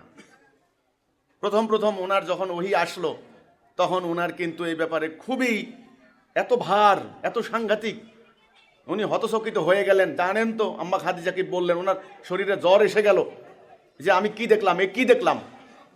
আম্মা খাদিজা ওনাকে আশ্বস্ত করলেন, বিভিন্ন জ্ঞানী পণ্ডিতদের কাছে নিয়ে গেলেন, তিনি নিশ্চিত করলেন, আশ্বস্ত করলেন যে হ্যাঁ আপনি ভয় পাবেন না, ইনি হচ্ছেন তিনি পূর্বে অমুক অমুক অমুক অমুক নবীর কাছে এসেছেন। তাহলে আল্লাহ রাসূলকে রাসূল মনোনীত করলেন কে? আল্লাহ। তিনি মক্কায় অভিজাত কুরাইশ বংশের সন্তান, কাবার মোতোয়াল্লি পরিবার। রাসূল যখন এই তাওহীদের দিকে মানুষদেরকে ডাকলেন, পুরো সমাজ জাহিলিয়াতের অন্ধকার, জাহিলি মানুষ, ন্যায়ের কোনো কথা নাই, দুর্বল পাইছে, এই সবল লোক ওর উপর অত্যাচার শুরু করে দিয়েছে। ঘরে ঘরে মাদক, নারীদের কোনো নিরাপত্তা নাই, কোনো ন্যায় বিচার নাই, সুদ ঘুষ রাহাজানি ডাকাতি চুরি সর্বত্র চলছে, জাহিলি সমাজ। আচ্ছা, এই সমাজের মধ্যে তিনি প্রথম ডাক দিলেন, তোমরা বলো লা ইলাহা ইল্লাল্লাহ। হযরত আবু বকর, হযরত ওমর, হযরত আলী, আম্মা খাদিজা, সুমাইয়া, বেলাল, আম্মার, খাব্বাব, শুআয়ব, এই ধরনের নির্যাতিত নিপীড়িত রাসূলুল্লাহর নিকট জনের মধ্যে অল্প কিছু লোক ঈমান আনলেন। মক্কায় হিসাব করে দেখা গেল 180 কি 200 বা সামান্য কম বেশ হতে পারে। এই মানুষগুলি এই অঙ্গীকার করলেন যে হ্যাঁ আমরা সিদ্ধান্ত নিলাম আমরা আল্লাহর হুকুম ছাড়া কারো হুকুম মানব না। আপনি আমাদের নবী, আপনি যা বলবেন আমরা আপনার কথা শুনব। মক্কায় থাকতে পারলেন না, মক্কায় ওনাকে দিন প্র্যাকটিস করতে দেওয়া হয় নাই, অত্যাচার করা হতো, পথে ঘাটে আক্রমণ চালানো হতো, নিরাপদ জায়গার দরকার ছিল। তো একবার মদিনা থেকে একদল লোক আসলো হজের অনুষ্ঠানে, এসে শুনলো এখানে একজন লোক নবী দাবি করছে, তাকে মক্কার লোকেরা প্রত্যাখ্যান করছে, লোকটা কিন্তু ভালো। তখন এই লোকগুলি শোনার পরে তারা রাসূলের সঙ্গে সাক্ষাৎ করতে গেল। সাক্ষাৎ করে রাসূলকে চিনলো, কারণ রাসূলের মামার বাড়িও আবার মদিনা এলাকায়, আগের থেকে চিনা জানার মধ্যে আছে। তো বললেন, আপনি তো আলামিন, আপনি তো বিশ্বস্ত, আপনি তো সাহসী, আপনি তো মানবতার কল্যাণকামী, আপনার গোত্র আপনাকে নেয় নাই, আপনি আমাদের এলাকায় চলেন, আমরা আপনাকে নেব, আমরা আপনার কথা শুনবো। রাসূল বললেন, ঠিক আছে তোমরা যাও, তোমরা গিয়ে আমার এই কথাটা মদিনার মানুষকে বলো। প্রথমে অল্প কয়েকজন, পরের বছর ৭২ জন ঈমান আনলেন। রাসূল দেখলেন একটা সংখ্যা হয়ে গেছে। এইবার একটা নির্দিষ্ট টাইমে রাসূল আস্তে আস্তে আস্তে আস্তে সাহাবীদেরকে মদিনায় পাঠিয়ে দিলেন। উদ্দেশ্য হচ্ছে কি, আল্লাহর খেলাফতের কাজ শুরু করা, নাকি আল্লাহর হুকুম মানা। কারণ মক্কায় চলছে জাহিলি সমাজ, আবু জাহেলের কর্তৃত্ব, আবু সুফিয়ানের নেতৃত্ব, ধর্ম ব্যবসা, এখানে ন্যায়ের কোনো কথা চলে না, এখানে অন্যায় অবিচার অশান্তি চলছে। রাসূল গেলেন মদিনা, এটার নাম হিজরত, আপনারা জানেন হিজরত করে তিনি মদিনায় গেলেন। এটার নাম ছিল ইয়াসরিব, গ্রাম, একটা গ্রাম। এই গ্রামের মানুষগুলির কোনো সংগঠিত রাষ্ট্র ব্যবস্থা ছিল না, কোনো সংবিধান ছিল না, একক কোনো নেতৃত্ব ছিল না। আউস এবং খাজরাজ ওরাও খালি মারামারি করতো খালি। আর পাশে ছিল মদিনার ইয়াহুদিরা, বনু নাজির, বনু কোরাইজা, এই সমস্ত ইয়াহুদি গোত্র, এরা ছিল সমৃদ্ধ। ওরা শনিবারে একত্রিত হতো, এরা তাওরাত পাঠ করত, ওদের ধর্মগুরুরাও আছে, ওদের সুসংগঠিত ব্যবস্থা আছে, মদিনার চতুর্দিকে ওদের দেওয়াল, উঁচু দেওয়াল ঘরা আর্মি আছে, সব আছে। কিন্তু এই আউস আর খাজরাজ এরা হচ্ছে গ্রামের গরিব মানুষ, কৃষিকাজ করতো, চাষবাস করতো, এদের তেমন কোনো রাষ্ট্র ব্যবস্থা নাই। রাসূল এসে যখন মদিনায় প্রবেশ করলেন, তখন আপনারা জানেন সেই মদিনার নরনারী, ওই গানটা, ওই কবিতাটা, বালাগাল উলা বিকামালিহি, সারা বছর শুনছেন, এটা হলো মিলাদ পরে এই গান গেয়ে গেয়ে রাসূলকে মদিনায় আমন্ত্রণ জানানো হলো, প্রশংসা করতে করতে। মদিনার এই সংখ্যা, আউস এবং খাজরাজদের মধ্যে একটা সংখ্যা, আর ওনার সঙ্গে আসছে একটা সংখ্যা, মুহাজির এবং আনসার, এই মিলিয়ে একটা ছোট্ট জাতি, উম্মা। এর কথাই আল্লাহ বলেছেন, কুনতুম খায়রা উম্মতি উখরিজাত লিন-নাস তা'মুরুনা বিল মারুফ ওয়া তানহাউনা আনিল মুনকার। তোমরা মানব জাতির মধ্যে ছিলে, জাহিলি সমাজে ছিলে, তোমাদের আকীদা ছিল না, নেতৃত্ব ছিল না, নবুয়ত ছিল না, রিসালাত ছিল না, কর্মসূচি ছিল না, তোমরা জানতে না মানব জীবনের উদ্দেশ্য কি। আমি তোমাদেরকে আলাদা করেছি হিজরতের মাধ্যমে, তোমরা তাওহীদের অমীয় সুদা পান করেছ, তোমরা একজন রাসূলের আন্ডারে ঐক্যবদ্ধ হয়েছ, তোমরা ভাই ভাই হয়েছ, এখন তোমরা সেরা জাতি। ওই ছোট্ট জাতিকে লক্ষ্য করে আল্লাহ সুবহানাহু ওয়া তাআলা বলছেন, তোমরাই তো সেরা জাতি। এইবার আল্লাহ বলছেন, আমি তোমাদেরকে দায়িত্ব দিলাম, তোমরা মানব জীবনের সৎ কাজের আদেশ দেবে, অসৎ কাজ থেকে মানুষকে বিরত রাখবে। বাস, দায়িত্ব হয়ে গেল। মদিনার মানুষগুলি যখন আল্লাহর হুকুম মানার মতো মানসিক অবস্থা সৃষ্টি হলো, শারীরিক কন্ডিশন সৃষ্টি হলো, আত্মা প্রস্তুত হলো, তখন আল্লাহ একে একে একে একে আল্লাহর হুকুম নাজিল করলেন। সালা কায়েমের জন্য জুমার সালার ব্যবস্থা হয়ে গেল। মসজিদে নববী, নবী করিম সাল্লাল্লাহু আলাইহি ওয়াসাল্লাম নবীর মসজিদ, এর নাম মসজিদে নববী, আজও আছে। রাসূল নিজেও পরিশ্রম করেছেন এই মসজিদ নির্মাণের ক্ষেত্রে, কারণ ইয়াহুদিরা শনিবারে একত্রিত হতো, সমাবেশ, মুসলমানদের একত্রিত হওয়ার কোনো ব্যবস্থা ছিল না। যখনই মসজিদে নববী হয়ে গেল, মসজিদে নববী কেন্দ্রিক মসজিদের সামনে আঙ্গিনায় মুসলমানরা শুক্রবারে একত্রিত হলো। আল্লাহ বললেন, খ্রিস্টানরা একত্রিত হয় রবিবারে, ইয়াহুদিরা পালন করে শনিবারে, তোমাদের জন্য আমি শুক্রবার নির্ধারণ করে দিলাম। এই শুরু হলো খেলাফতের কাজ। একত্রিত হয়ে গেলেন। সে একত্রিত হওয়ার যে যিনি নেতৃত্ব দিলেন রাসূল পাক সাল্লাল্লাহু আলাইহি ওয়াসাল্লাম স্বয়ং, তিনি নিজে। তাহলে নামাজ পড়ানোর দায়িত্ব কি শেষ ইমাম সাহেবের? এই যে আপনারা একটু পরে বলবেন ইক্তাদাইতুল বিহাজাল ইমাম, এই ইমামের আনুগত্য করব, এই কথা বলে আপনারা তাকবীরে তাহারিমা বাঁধবেন, আল্লাহু আকবার। আমি রুকু দিলে আপনারা আমার সঙ্গে রুকু দিবেন, আমি সেজদা দিলে আপনারা আমার সঙ্গে সেজদা দিবেন, আমি সালাম ফিরাইলে আপনারা আমার সঙ্গে সালাম ফিরাবেন। এটা নয় কি তাকবীরে তাহারিমা? মানে এমন তাকবীর দেওয়ার সাথে সাথে অনেক কার্যক্রম হারাম হয়ে যায়, আপনি আর করতে পারবেন না।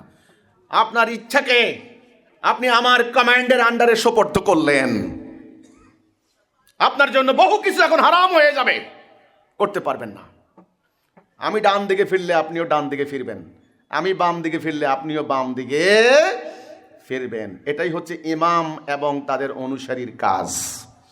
আপনারা এখন আমাকে কিভাবে আনুগত্য করবেন আমি জানি না।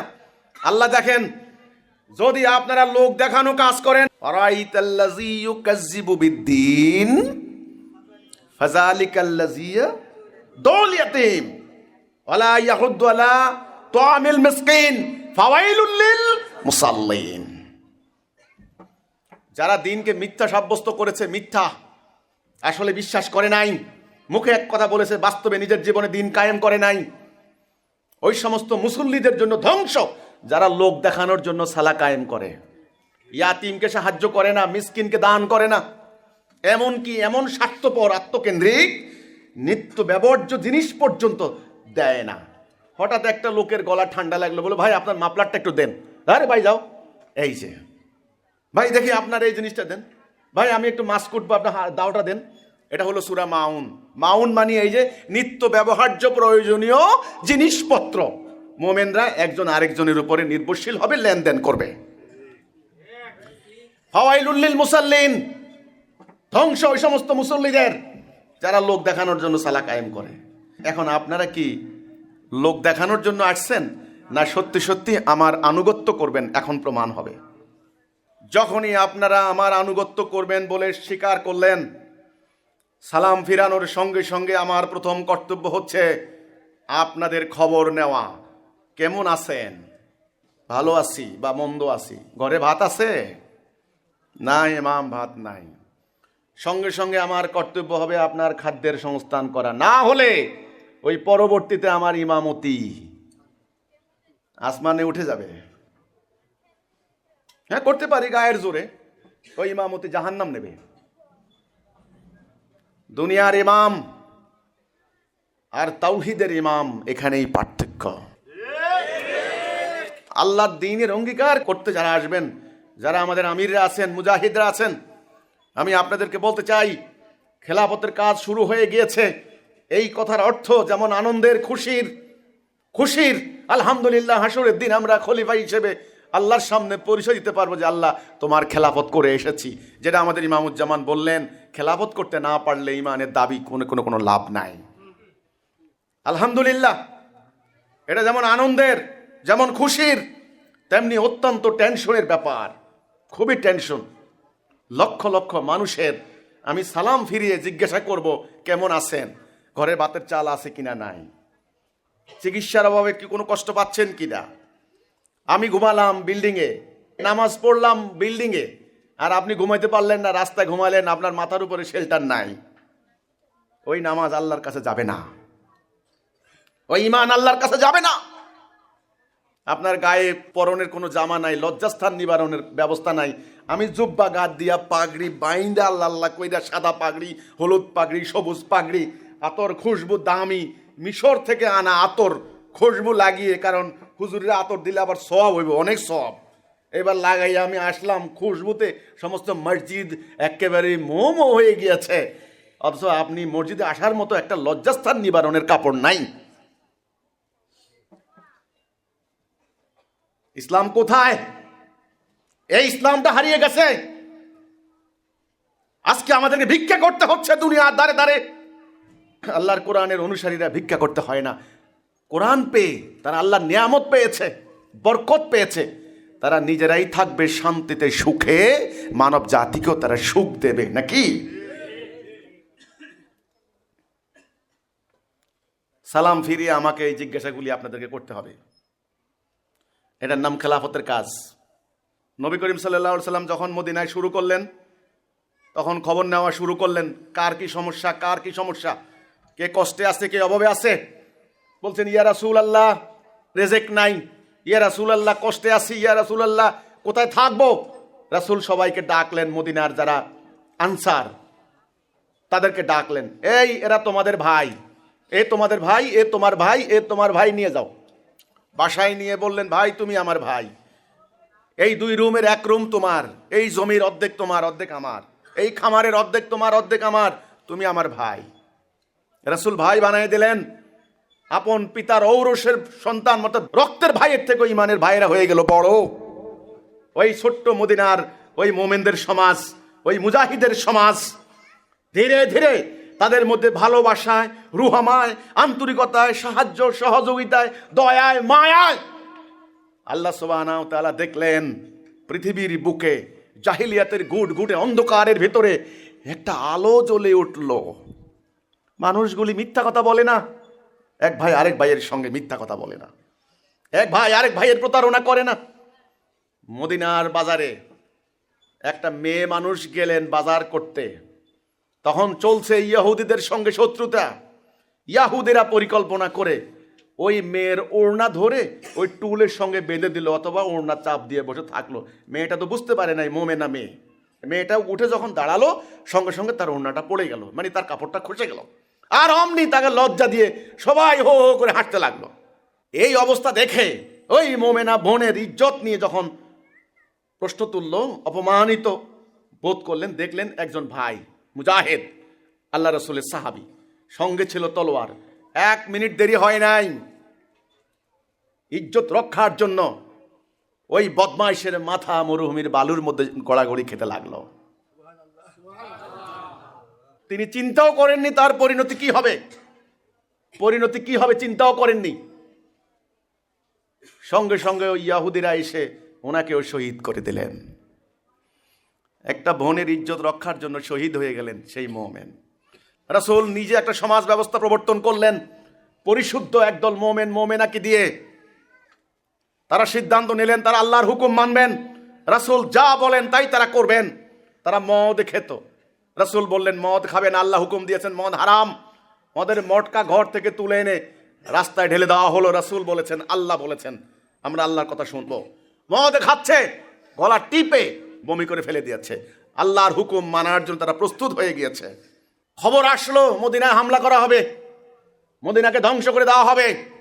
নতুন খেলাফতের বীজ রোপিত হয়েছে, এই নতুন বৃক্ষটাকে, চারা গাছটাকে ধ্বংস করে দেওয়া হবে, হামলা করবে কাফেররা। খবর আসলো, রাসূল বসলেন, সাহাবীদের মনোভাব যাচাই করা শুরু করলেন, পরামর্শ সবাই বসলেন। সাহাবীরা বুঝতে পারলেন রাসূল কিছু জানতে চাচ্ছেন আমাদের কাছে। মিকদাদ রাদিয়াল্লাহু আনহু মারাদু আনহু দাঁড়িয়ে বলছেন, ইয়া রাসূলুল্লাহ, আমরা বুঝতে পারছি আমাদের কাছে আপনি কিছু বুঝতে চান, জানতে চান। আপনি চিন্তা করবেন না, আমরা আপনার উপর ঈমান এনেছি। আপনি হক সত্য, আপনার দ্বীন হক সত্য, আল্লাহ হক সত্য। আপনি শুধু আমাদেরকে হুকুম করেন, শুধু আদেশ করেন কি করতে হবে। পাহাড় থেকে ঝাঁপ দেব, দেব, আগুনে ঝাঁপ দেব, দেব, সমুদ্রে ঝাঁপ দেব, দেব, আপনার সঙ্গে বারকুল গিবাত পর্যন্ত চলে যাব। আমরা ইহুদিদের মতো বলবো না। ওরা মুসা আলাইহিস সালামকে বলেছিল, তুমি আর তোমার আল্লাহ গিয়ে লড়াই করো, আমাদেরকে হুকুম করুন, আমরা স্ত্রী পুত্র কোরবান হয়ে যাব, আমরা টুকরা টুকরা হয়ে যাব, তবু আমরা আপনাকে ফেলে আমরা পালিয়ে যাব না। রাসূল অনেক খুশি হলেন, ওনার উপর অনেক দোয়া করলেন। আল্লাহ সুবহানাহু ওয়া তাআলা যখন দেখলেন এরা জানের বাজি রাখার জন্য প্রস্তুত হয়ে গিয়েছে, এরা ঈমান রক্ষার জন্য, শহীদ হওয়ার জন্য তামান্না পোষণ করছে, এরা মিথ্যা পরিহার করছে, এরা গীবত প্রত্যাখ্যান করছে, এরা লাগোয়া পায়েসে কথা বাদ দিচ্ছে, এরা আমার হুকুম মানার জন্য তৈরি হয়ে গেছে। আল্লাহ তাদেরকে সঙ্গে সঙ্গে মুমিনের খাতায় নাম লিখে দিলেন। 5000 মালায়েক আদেশ করলেন, মালায়েক যাও জমিনে, আমার মুমিন প্রস্তুত, তাদের পাকে দৃঢ় রাখো, তাদের আত্মাকে প্রশান্ত করো, কাফেরদের মনে ভয় ঢুকিয়ে দাও। শুরু হয়ে গেল লড়াই। প্রতিটা লড়াইয়ে রাসূল এবং রাসূলের সাহাবায়ে কেরাম বিজয় লাভ করতে লাগলেন। আর আস্তে আস্তে কিছু আল্লাহর প্রিয় বান্দাকে আল্লাহ নিজের নিকট নিয়ে গেলেন, অর্থাৎ শহীদ হয়ে গেলেন। আমার প্রশ্ন হচ্ছে, লাস্ট 25 ইয়ার্স, 25 বছর আমরা এই তাওহীদের দিকে মানুষকে ডাক দিয়েছি, তোমরা বলো লা ইলাহা ইল্লাল্লাহ, তোমরা বলো লা ইলাহা ইল্লাল্লাহ। আল্লাহ সুবহানাহু ওয়া তাআলা আপনাদেরকে একদিনের জন্য ইমাম শূন্য রাখেন নাই, আপনাদেরকে নেতা শূন্য রাখেন নাই। দেখেছেন, একটা দিন কেউ বলতে পারবেন আপনারা আদেশ পান নাই? আপনারা শুনেছেন, বুঝেছেন? বহু ভাই বোনকে আপনজন দেখে নাই, কিন্তু আমরা তাকে ফেলে দিতে পারি নাই। করোনাকালীন চট্টগ্রামের আমাদের একটা ভাই, আমরা বারবার বলেছি তাকে আমাদের আন্ডারে দাও, তাকে আমরা চিকিৎসা করব, ট্রিটমেন্ট করব। আমার কলিজা ফেটে গিয়েছে ভাইটা। আমি চট্টগ্রাম গেলে সবার সামনে বসতো, বয়স হয়ে গিয়েছে, প্রায় 60 বছর বয়স, কিন্তু তার স্ত্রী অত্যন্ত দুরাচার, স্বৈরাচারী, তার ফ্যামিলি দ্বীনের বিরুদ্ধে, তাকে আমাদের ট্রিটমেন্ট নিতে দেয় নাই। শেষ পর্যন্ত তার বিদায় যাত্রা যখন শুরু হলো, তাকে ঠেলে দিয়ে তাকে ফেলে দিল, বলছে আমরা তোমাকে আর জানি না। তখন কিন্তু লকডাউন, কোনো মানুষ বের হতে পারে না। আমি আমার ভাইদেরকে বললাম, আমাদের ভাই যাও, যদি করোনা তোমার হয় তুমি শহীদ হবে, যাও ওই ভাইয়ের জীবন রক্ষার জন্য। সবাই তাকে ফেলে দিয়েছে, আমরা ফেলতে পারি না। তখন টাইম শেষ। সকালে আমরা গেলাম, দুপুরবেলা তিনি ইন্তেকাল করলেন। তার লাশটাকে কেউ ধরতে পর্যন্ত আসে নাই। তোমরা স্ত্রী, তোমরা ভাই, তোমরা বোন, তোমরা মা, তোমরা বাবা, তোমরা জেনে রাখো, আল্লাহ কোরআনে বললেন, যারা ঈমান আনে না উলাইকা হুম শাররুল বারিয়া, সৃষ্টির নিকৃষ্ট। ঈমান যারা আনে না, উলাইকা কাল আনাম বাল হুম আদাল, পশু, পশুর থেকেও নিকৃষ্ট। কুকুর পর্যন্ত তার ছানাকে ফেলে দেয় না, ছানার কাছে গেলে ঘেউ ঘেউ করে। এরা পশুর থেকেও নিকৃষ্ট হয়ে যায় যারা ঈমান আনে না। ওয়াল আসরে ইন্নাল ইনসানা লাফিল খুসরে ইল্লাল্লাযিনা আমানু ওয়া আমিলুস সালিহাত। যারা ঈমান আনে না তারা সব সময় ক্ষতির মধ্যে নিমজ্জিত থাকে। ওই ভাইকে আমরা শেষ পর্যন্ত তাকে দাফন করার চট্টগ্রাম থেকে নিয়ে গেলাম, তার গ্রামের বাড়িতে আমরা দাফন করে আসলাম। আমাদের ভাইয়েরা চিন্তাও করেন নাই তার করোনা হয়েছে না কি হয়েছে। আলহামদুলিল্লাহ, যে ভাইয়েরাই কাজ করলেন তাদের কিছুই হয়নি, আল্লাহর শুকর, আলহামদুলিল্লাহ। আমার কথা হচ্ছে, আল্লাহ এখন দেখবেন আমরা মোমেন হয়েছি কিনা। আমরা কি মুখে মুখে মোমেন? এখন তো না বললে তো হবে না, আল্লাহ দেখবেন আমরা সত্যি আল্লাহকে কতটুকু ভালোবাসি। আমরা ইসলাম নিয়ে দাঁড়িয়েছি। কি নিয়ে দাঁড়িয়েছি? আমরা সমাজতন্ত্র নিয়ে দাঁড়াই নাই, আমরা তথাকথিত পুঁজিবাদী গণতন্ত্র নিয়ে দাঁড়াই নাই, আমরা সাম্যবাদ নিয়ে দাঁড়াই নাই, আমরা মানব রচিত জাহিলি সিস্টেম নিয়ে দাঁড়াই নাই, আমরা ইসলাম নিয়ে দাঁড়িয়েছি। কাজে ইসলাম আমাদেরকে ধারণ করতে হবে, এটার নাম ধর্ম। আপনি কি ধারণ করবেন এটাই আপনার ধর্ম হবে। তাহলে রাসূল মদিনায় গিয়ে ওই যে যখন নতুন সমাজটা সৃষ্টি করলেন, ওই সমাজের ওই মোমেন মোমেনাদের জীবন রাসূলের জীবনের থেকেও বেশি গণ্য করা শুরু করলেন। কে খাইলো, কে খাইলো না, কে নিরাপত্তা আছে, কে নাই, কার দুঃখ, কার সুখ, কার কি। একদিন তিনি বসে আছেন মদিনায়, মসজিদে নববীতে, সালার টাইম হলো, সবাইকে দেখলেন, দেখে বললেন, এই অমুককে দেখছি না কেন রে, অমুক কোথায়, এই অমুক কোথায়? খেয়াল করেন, রাসূল যখন জিজ্ঞাসা করলেন, এক সাহাবী বললেন যে, ইয়া রাসূলুল্লাহ, ওর তো গায়ে পোশাক নাই, একটা জামা ছিল, জামাটা ধুয়ে দিছে, এখন সে বসে আছে, সে মানে সালা করার মতো তার অবস্থা নাই। এই হচ্ছে সাহাবীদের অবস্থা। সেই মানুষগুলারে দিয়ে আল্লাহ খেলাফতের কার্যক্রম শুরু করলেন। আমার প্রশ্ন, যখন তিনি মদিনায় লড়াই করছেন, দিন হেফাজতের লড়াই, ঈমান রক্ষার লড়াই, মাটি রক্ষার লড়াই, মদিনা রক্ষার লড়াই, তখন কি পুরো মক্কার মানুষ, পুরো আরব সমাজ দিন প্রতিষ্ঠা হয়েছে? হয় নাই। তখনও ওই আরবটা ছিল পারস্য সাম্রাজ্যের আন্ডারে। পারস্যের রাজার প্রদেশ ছিল ইয়েমেন। আজকে যেমন আমাদের পুরো রাষ্ট্রের মধ্যে কুষ্টিয়া একটা জেলা, এরকম প্রদেশ ছিল ইয়েমেন। রাসূল মদিনা থেকে চিঠি দিলেন পারস্যের সম্রাটকে যে ঈমান আনো, এই ইত্যাদি। অহংকারে সে বললে, এত বড় কথা, হ্যাঁ, আমি হলাম এত বড় সম্রাট, বাদশাহ, আমাদের হাজার বছরের ডাইনেস্টি, আর কোথাকার কোন সারা জীবন আসলে এই আরব গোষ্ঠী আমাদের পায়ের নিচে। আমাকে চিঠি দেয় বলে নবী দাবি করছে। ইয়েমেনের গভর্নরকে বলছে, এই গভর্নর, বলছে হুজুর, জি হুজুর বলেন হুজুর। বলছে এই দেখো তো কে একটা আমাকে চিঠি দিচ্ছে, এত বড় কথা। তখন ইয়েমেনের গভর্নর 2 জন পুলিশ পাঠাইছে। কয়জন? কোনো আর্মিও পাঠায় নাই, কোনো সেনাপতিও না, 2 জন। বলছে এই কোন লোকটা মদিনা দেখতো নবী দাবি করে, ওর ধরে নিয়ে আয়। দেখেন কি তাচ্ছিল্য, কি অবজ্ঞা করছে। সেই অবস্থা থেকে আল্লাহ সুবহানাহু ওয়া তাআলা অল্প দিনের ভিতরে সমগ্র জাজিরাতুল আরবে দিন প্রতিষ্ঠা করে দিলেন। রাসূল চলে যাওয়ার পর উম্মতে মুহাম্মদের হাতে সেই পারস্য সাম্রাজ্য ভেঙে খান খান হয়ে গিয়েছে, কারণ তারা মুমিন হলেন। কি হলেন? মুমিন। এখন হিজবুত তাওহীদের প্রতি আমার কথা, আমরা আল্লাহর খেলাফতের কাজ আলহামদুলিল্লাহ শুরু হয়ে গিয়েছে। কেমনে শুরু হয়েছে আমি এতক্ষণ এটা বুঝালাম। যেহেতু খেলাফতের কাজ শুরু হয়ে গিয়েছে, রাসূলের কর্মপন্থার সঙ্গে আমাদের কর্মপন্থা মিলবে, তখনই ইবলিস পাগল হয়ে যাবে। আসলে ইবলিসের চ্যালেঞ্জটা কি? সে খেলাফত করতে দেবে না, আল্লাহর ইবাদত করতে দেবে না। সে চাইবে না একদল মুমিন নিজেরা পরিশুদ্ধ হোক, এটা সে চাইবে না। এমন একটা নেতৃত্ব গড়ে উঠুক, তার ইবলিসীয় সাম্রাজ্যের চ্যালেঞ্জ হবে, এটা সে চাইবে না। এখন সে ষড়যন্ত্র করবে, হামলার আয়োজন করবে। তার তো বাহিনী আছে, আছে না? তার বাহিনী আছে। চেহারা যতই সুন্দর হোক, তার বাহিনী কিন্তু, যত লম্বা লেবাস থাক অসুবিধা নেই, দেখবেন তার বাহিনী। তার বাহিনী এখন মিছিল করে বের হবে, ওয়াজ করবে। আমি খবর পেলাম ওয়াজ সারা বাংলাদেশে কোথাও ওয়াজ করতে পারে না। আমার বাড়ির আশেপাশে দিন রাত সমানে চলে ওয়াজ। কিসের ওয়াজ? এগুলা বেআইনি সমাবেশ। আমার যে সাবেক থানা বেগমগঞ্জ চৌমোহনী, সেখানে একটা মাঠের মধ্যে ওয়াজের নামে বেআইনি সমাবেশ করেছে, আমরা সরকারকে জানিয়েছি। চট্টগ্রাম থেকে একজন কথিত মুফতি এসেছেন, ওনার এই হাত ধরতে লাগে 3 জন, এই হাত ধরতে লাগে 4 জন। উনি ঢাকায় বসে হিজবুত তাওহীদ আগা গোড়া কাফের, কাফের কইয়াও ওনার কোনো শান্তি নাই। উনি এবার কি করলেন, আমার বাড়ির পাশে এসে হুমকি দিয়ে গেলেন, হিজবুত তাওহীদ মুসলমান নয়, এদের বিরুদ্ধে জিহাদ করতে হবে। কে কে আছে? নারে তাকবীর। এইবার কতগুলো আছে সাউপোনা পিছন থেকে, এইবার নারে তাকবীর, আল্লাহু আকবার, জিহাদ জিহাদ জিহাদ চাই। ডাক দিলে আপনারা সবাই হাজির হবেন তো? জি হাজির।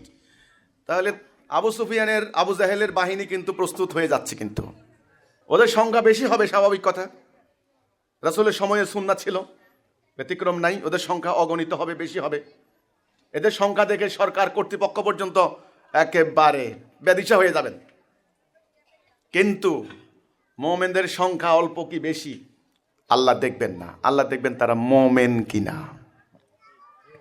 এখন আমার সামনে যারা বসে আছেন, আপনারা কি ঈমান রক্ষার জন্য, আপনাদের এই খেলাফতের এই যে সদ্য প্রসূত একটা জাতিকে রক্ষার জন্য, আপনারা কি জীবনের বাজি রাখার জন্য প্রস্তুত? আপনারা মুমিন হওয়ার জন্য প্রস্তুত? আলহামদুলিল্লাহ। আল্লাহ তখন খুশি হবেন, একটা নবজাতক মানে একটা নতুন প্রজন্ম যখন দুনিয়াতে আসা শুরু হয়, প্রক্রিয়াটা কি হয়, শুরুটা কি হয়? যখন মায়ের পেটে যখন এই বাচ্চাটা তৈরি হয়, গঠন হয়, ফর্ম হয়, সর্বপ্রথম মা নিজেও জানে না যে তার গর্ভে সন্তান আসছে। জানে? জানে না। ডাক্তাররা টেস্ট করলে বলে, কিভাবে সন্দেহ হয়? তার শরীরের বিভিন্ন ধরনের পরিবর্তন লক্ষ্য করে, মানসিক পরিবর্তন, শারীরিক পরিবর্তন, এবং মুখের টেস্ট পর্যন্ত পরিবর্তন হয়ে যায়। কারণ একটা সত্তা তিনি ধারণ করেছেন, দুনিয়াতে আসবে নতুন একটা প্রজন্ম। যখন সন্তানটা বড় হইতে থাকে, প্রথমে হার্ট বিটিং করতে থাকে, এইটুকু একেবারে বুটের মতো, বুটের থেকেও ছোট, দানার থেকেও ছোট, এটুকু। সেখানে জীবনের স্পন্দন শুরু হয়ে যায়। এটাই জীবনের শুরু।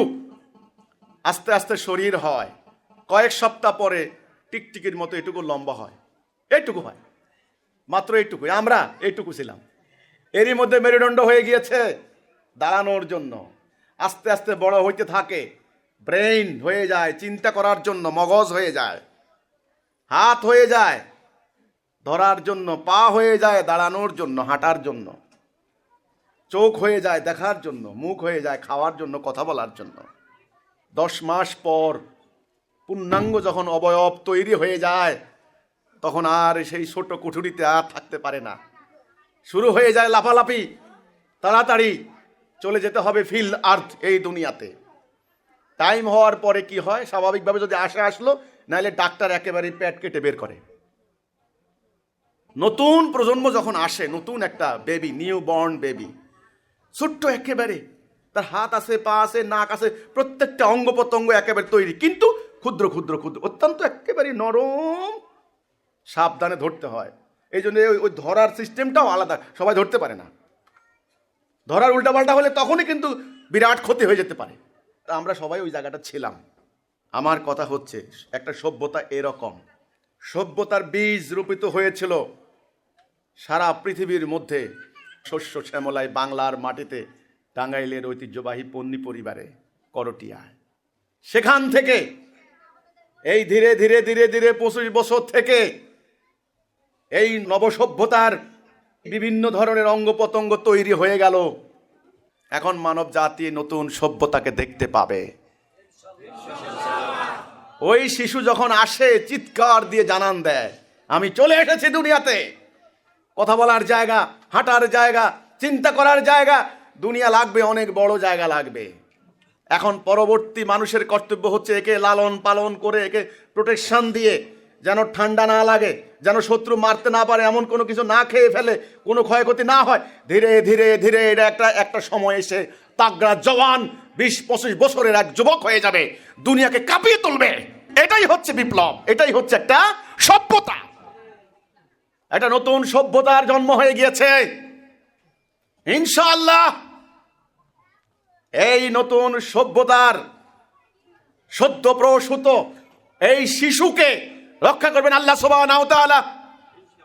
কেউ তাকে হত্যা করতে পারবে না, কেউ তাকে মারতে পারবে না, কিন্তু তার অনেক চড়াই উতরাই পেরোতে হবে। অনেক ঠান্ডা লেগে যাবে, অনেক কষ্ট হবে, অনেক বিপদ হবে, শত্রু আক্রমণ করবে, ক্ষত বিক্ষত হয়ে যাবে তার শরীর, কিন্তু শেষ পর্যন্ত তাকে হত্যা করতে পারবে না। মুজিজার মাধ্যমে আল্লাহ সুবহানাহু ওয়া তাআলা জানিয়ে দিলেন, এই হিজবুত তাওহীদ দিয়ে সমস্ত পৃথিবীতে আল্লাহর সত্য দিন প্রতিষ্ঠিত হবে। সুসংবাদ গ্রহণ করুন, আনন্দ করুন, আল্লাহ শুকর আদায় করুন। আনন্দ করারও ভাষা আছে। অন্য জাতিও আনন্দ করবে, মোমেনরাও আনন্দ করবে। অন্য জাতি কিভাবে আনন্দ করে? নাচো, গাও, মদ খাও, খুশি হও, মানে একেবারে পাগল হয়ে যাও, এরকম বেলের লাপনা। এটা কি আনন্দ? আনন্দ করার বহু উপায় আছে।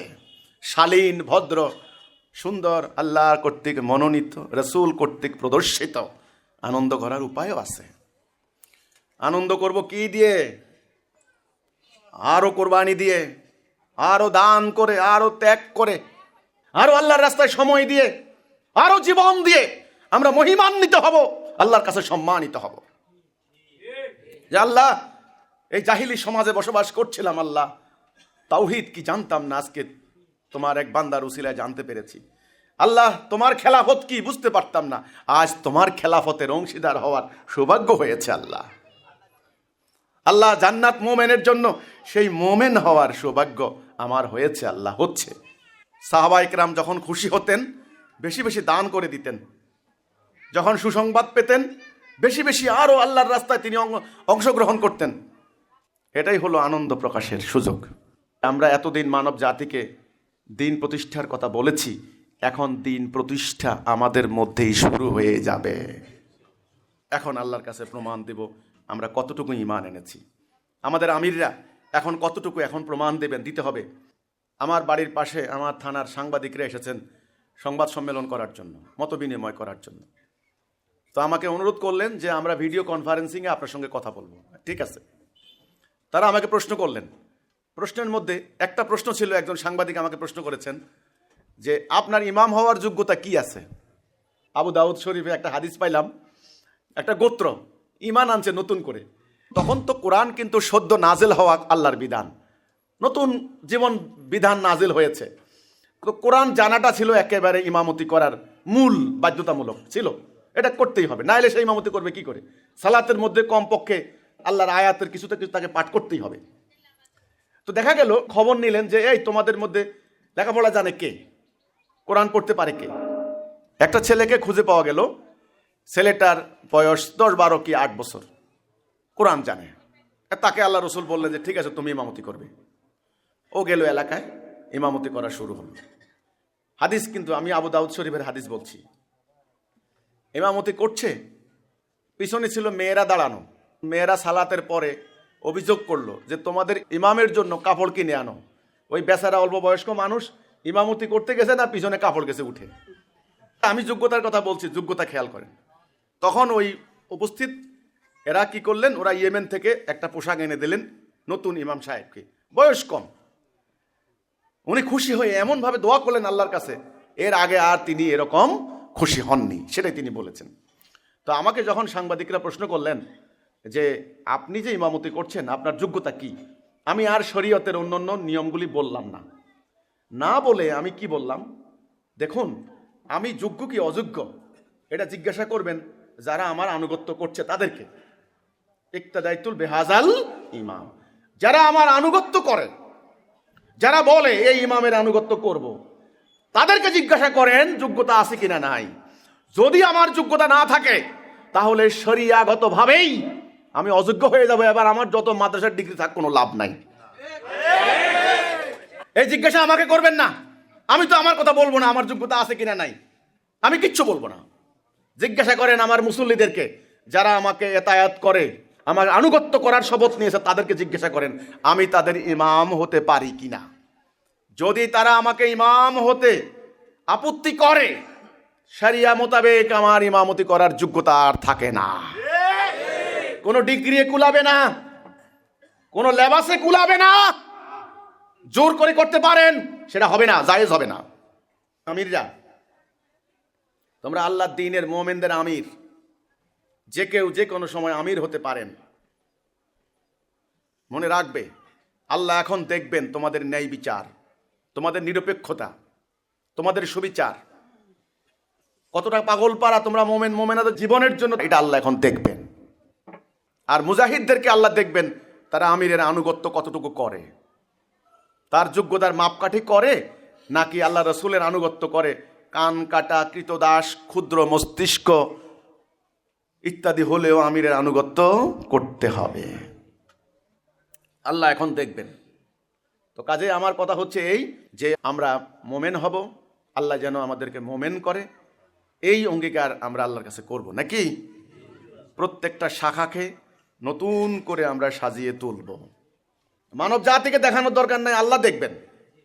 লোক দেখানো কাজ আল্লাহ পছন্দ করেন না। আল্লাহ রসুল বলেছেন ইন্নাল্লাহা লা ইয়ানজুরু ইলা সুওয়ারিকুম, আল্লাহ সুরুত দেখেন না, সুরুত দেখেন না। আল্লাহ কি দেখেন? হৃদয়। আল্লাহ হৃদয় দেখেন। এবং আল্লাহ দেখেন যারা সত্যি সত্যি আল্লাহকে ভালোবেসেছে। আমাদের ওখানে একটা ওই যে একটা আয়াত আমরা টাঙিয়ে দিয়েছি ওখানে, তাবিউ মাল্লা ইয়াসালুকুম মাজরাউ ওয়া হুম মুহতাদুন, আনুগত্য করবা তাদের যারা কোনো বিনিময় চায় না, যারা নিজেরাই হেদায়েতের মধ্যে আছে। এখন দেখবেন কার আনুগত্য করবেন। যারা আনুগত্য আশা করেন, সাবধান, এটা মানুষের তৈরি বিধান নয়। আপনার আনুগত্য, এই আনুগত্য মারাত্মক, সাংঘাতিক। কোনো বিনিময়ে চাইতে পারবেন না, শুধু আল্লাহর কাছে এর বিনিময় চলবে। তাহলে আকিমুস সালা কি? সালা কায়েম করো, অর্থাৎ সালার অ্যাট্রিবিউটস, সালার গুণাবলী, সালা আমাকে কি গুণ শিক্ষা দেয়, এটা মোমেনদের চরিত্রে কায়েম করাই হচ্ছে আকিমুস সালা। তাহলে আকিমুদ্দিন মানে কি? আল্লাহর দ্বীনের বিধি বিধানগুলি, নিয়ম কানুনগুলি, হারাম হালালগুলি নিজেদের জীবনে কায়েম করার নামই হচ্ছে আকিমুদ্দিন। যখন আল্লাহ দেখবেন একদল লোক জান দিয়ে, প্রাণ দিয়ে, আত্মা দিয়ে আমার হুকুম মানার জন্য তারা তৈরি, তখন আল্লাহ সুবহানাহু ওয়া তাআলা দুনিয়াতে এই মুমিনদের কর্তৃত্ব জাহের করে দিবেন, বিজয় করে দিবেন। এখন কাকে দিবেন? 10,000 লোকে যদি দিন না মানে 10 লক্ষ লোক এসে কি হবে? আল্লাহর কথা বলে এরা মিথ্যা কথা বলে, 10 লক্ষ লোক মিথ্যা কথা বলবে। এদের আমিররা যদি প্রতারিত করে, ওই 10 লক্ষ লোক আসলে তাই করবে। আল্লাহ এটা আর হইতে দিবেন না। এটা আল্লাহর ইজ্জতকে সওয়াল, ইজ্জতের প্রশ্ন। আল্লাহর নাম নিয়ে, আল্লাহর খেলাফতের কথা বলে তুমি দুর্নীতি করবা, এটা হবে না। ওরা করতে পারে, জনগণের 100 বস্তা ত্রাণের চাল নিজেরা খেয়ে ফেলতে পারে, খাক। কিন্তু তোমার ইসলাম কি বলে? বাইতুল মালের সম্পদ জনগণকে বিতরণ করার সময় ছোট্ট বাচ্চা পাশে বসা, আহারে বেচারা বাচ্চা কি বুঝে এটা বাইতুল মাল নাকি খেজুর মজার জিনিস মুখে দিছে, সঙ্গে সঙ্গে গলা টিপে বমি করিয়ে বাচ্চার বমি বের করা হলো, বলছে জাহান্নাম খাবে, জাহান্নাম। এই হচ্ছে তোমাদের ইসলাম। ওই ইসলাম হারিয়ে গেছে। এখন 1000 বস্তা ত্রাণের চাল খেয়ে ফেলছে জনপ্রতিনিধি। কারণ তোমাদের ধর্ম নেতারা যখন কোরআন বিক্রি করে খাচ্ছে, আরশেল আযম লাউহে মাহফুজ থেকে নাযিল হওয়া জিবরাইল আমিনের মাধ্যমে প্রতিটা অক্ষর প্রতিটা হরফ মহাপবিত্র, এইটা যখন বিক্রি করে ওরা খাচ্ছে, জালেমরা দুনিয়া বিক্রি করে খাচ্ছে। এখন এই জমিনকে ইবলিসের দাসত্ব থেকে মুক্ত করা আর দ্বীনকে ওই ধর্ম ব্যবসায়ীদের জুব্বা থেকে বের করা মুমিনদের দায়িত্ব। তোমরা পারবে? যদি পারো তবে নিজেদের চরিত্র তৈরি করতে হবে, নিজেদের আমলে সালেহ সেটা করতে হবে, মুখে নয় কাজে। যদি পারো আল্লাহ সাহায্য গ্রহণ করার জন্য তৈরি হও, তখন আল্লাহ বলবেন ফাতুহুম কারীব ওয়াবাশশিরিল মুমিনিন, বিজয় দেব আমি, মুমিনদের সুসংবাদ দিয়ে দাও। হাজার হাজার লক্ষ লক্ষ মসজিদে এই খুতবা পড়ে খুতবা দেওয়া হয়। এখানে পরিষ্কার ওনারা লিখছেন আরবিতে খুতবা দেওয়া সুন্নত। আসলে খুতবা মানে কি? ভাষণ, বক্তৃতা। খতিব মানে বক্তা, যিনি বক্তব্য দেন, খুতবা দেন। এটা কিসের খুতবা? রাজনৈতিক দলের রাজনৈতিক বক্তব্য নাকি? সকালে এক কথা, বিকালে আরেক কথা, পরের দিন বলবে নির্বাচনকালীন কত কথাই তো হয়ে থাকে। তারপরে বলবেন আরে ভাই রাজনীতিতে শেষ বলতে কোনো কথা নাই, নির্বাচনকালীন ওয়াদা। তো সাংবাদিকরা মনে করিয়ে দিচ্ছেন আচ্ছা এটা তো আপনাদের নির্বাচনী অঙ্গীকার ছিল। বলছে এটা আগের সরকারের নির্বাচনী অঙ্গীকার, এটা আমাদের না। খুতবা কি এরকম? রাসূলের খুতবা কি এরকম ছিল? শুরুতেই আল্লাহর প্রশংসা, আল্লাহর শানে প্রশংসা, সমসাময়িক সংকট নিয়ে কথা, মুমিনদের সমস্যা নিয়ে কথা, উদ্ভূত সংকট নিয়ে কথা, তারপরে 2 রাকাত সালাত কায়েম করে আল্লাহর কাছে সেজদা করা, তারপরে তাদের সমস্যা নিয়ে আবার রাসূল বসলেন। ওই খুতবা যিনি খুতবা দিতেন খতিব, তিনি হলেন আমিরুল মুমিনিন, খলিফাতুল মুসলিমিন, আমিরুল মুমিনিন, মুমিনদের আমির, আল্লাহর খলিফা। যেই আমিরকে বলা হয়েছে আতিউল্লাহ আতিউর রাসূল আউলিল আমরি মিনকুম, আল্লাহর আনুগত্য, রাসূলের আনুগত্য, আমিরের আনুগত্য করো, মুমিনদেরকে বলা হয়েছে। আনুগত্যের ধারাবাহিকতা আমির, তিনি খুতবা দিতেন রাসূলের পক্ষ থেকে। সেই খুতবা ছিল প্রাণবন্ত, জীবন্ত। সেই খুতবা ছিল মুমিনদের জন্য পথের দিশা, আলোর দিশা। আজকে সেই খুতবা আছে? 500 বছরের পুরানো। শাহ নেয়ামতুল্লাহ রহমতুল্লাহ আলাইহি উনি কবে চলে গেছেন খুতবা একটা লিখে, ওটা পড়েই যাচ্ছে, পড়েই যাচ্ছে, পড়েই যাচ্ছে, পড়েই যাচ্ছে। তাই ওনারাই বলেছেন আরবিতে দেওয়া সুন্নত, কিন্তু খুতবা দেওয়া বাধ্যতামূলক। সেজন্য আমাদের সিস্টেম আমরা করেছি আমার সমাজের মানুষের বুঝার মতো করে, আমার ভাষায় আমি প্রথমে বক্তব্য দিচ্ছি। কথা বুঝতে পারলাম? কোরআনে আল্লাহ বলেছেন আমি রাসূল পাঠিয়েছি আরবি ভাষায়, যেন তিনি তার আশেপাশের লোকদেরকে বুঝাতে পারেন। এখন আমি যদি এখানে আপনাদেরকে ইংরেজিতে বক্তব্য দিই, আপনারা এই গ্রামের মানুষ আপনারা বুঝবেন কি বলছি না বলছি? 2-4 জন বুঝতে পারেন। এই জন্যে খুতবা দিতে হবে, এটা বাধ্যতামূলক, ঠিক আছে। কিন্তু প্রথমে আমরা দিচ্ছি নিজের ভাষায়, তারপরে সুন্নত পালনার্থে। রাসূল আরবিতে কথা বলেছেন, সেজন্য আমরা আরবিতে খুতবা দিচ্ছি সুন্নত পালনার্থে। তারপরে সালাহ, তারপরে হলো জুমার আসল কার্যক্রম। এই জুমার দিনে সূরা জুমা পবিত্র কোরআনের একটা সূরার নাম, সেখানে কি বলা হয়েছে? যখন সালাতের আহ্বান করা হয় তোমরা আল্লাহর স্মরণে ধাবিত হও, বেচাকিনা বন্ধ করো। বেচাকিনা বন্ধ করতে বলা হয়েছে। আল্লাহর স্মরণে ধাবিত হও, ওই যে স্মরণ, জিকির, জিকির, ওখানে জিকির শব্দটা কি? জিকির। আজকে আল্লাহর হুকুম মনে করবে, তোমাদের নেতার আদেশ মনে করবে, গত এক সপ্তাহে তোমরা কি করলে এটাকে পর্যালোচনা করবে, আলোচনা করবে, সমস্যা হলে সমাধান করবে, নতুন ভাবে শপথ নিয়ে আবার সমাজে ছড়িয়ে পড়বে। তখন আল্লাহ বলেন, ওই আয়াতের মধ্যেই আছে, সূরা জুমা খুলে দেখেন, সালাহ সমাপ্ত হলে জমিনে ছড়িয়ে পড়ো, আমার অনুগ্রহ তালাশ করো। আছে না? মসজিদে বসে থাকতে বলছে হুজরাখানায়? মানুষের ঘরের থেকে টিফিন কেরিয়ার আসলে বসে বসে খাইবা, এটা বলছেন? আর এই আদেশ খালি মুসল্লিদের জন্য, ইমাম সাহেবের জন্য না, তাই না? সবার জন্য। তাহলে আজকে অনেক কাজ আছে, বেচা কিনা বন্ধ, সারা দিন সারা সপ্তাহে ব্যস্ত থাকেন, শুক্রবারে ব্যস্ততা কমাতে হবে। এরপরে সুন্নত তরিকা হচ্ছে, রাসূল গোসল করতেন, পরিষ্কার হতেন, পাক সাফ হতেন, হাত পায়ের নখ কাটতেন, খেলাল করতেন, মেসওয়াক করতেন, খুশবু লাগাইতেন, আসার সময় খোঁজ খবর নিতেন, যাওয়ার সময় খোঁজ খবর নিতেন মদিনায়। শহীদ পরিবার অন্য সময় পেলে গোরস্থানে গিয়ে তিনি শহীদদের জিয়ারত করতেন, সাক্ষাৎ করতেন। এই হচ্ছে জুমা। একটা পবিত্রতার লক্ষণ আছে। আমিররা আজকে খেলাফতের কাজ যখন শুরু হয়ে গেছে, আমাদের 2021 সালে সারা বাংলাদেশে আমি 10 থেকে 15টা মসজিদ নির্মাণের পরিকল্পনা করেছিলাম। দ্বিতীয় মসজিদটা করার জন্য আমি ময়মনসিংহে গিয়েছিলাম, ভালুকায়। যাওয়ার পরে পরের দিন আমার মসজিদ উদ্বোধন করার কথা ছিল, 5তলা মসজিদ। জায়গা দিলেন, একজনে 12 ডিসিম জায়গা, আরেকজনে 18 ডিসিম জায়গা, অনেক বড় জায়গা। ওমা শুনলাম কি শুরু হলো মিছিল, বাজারে হামলা করবে।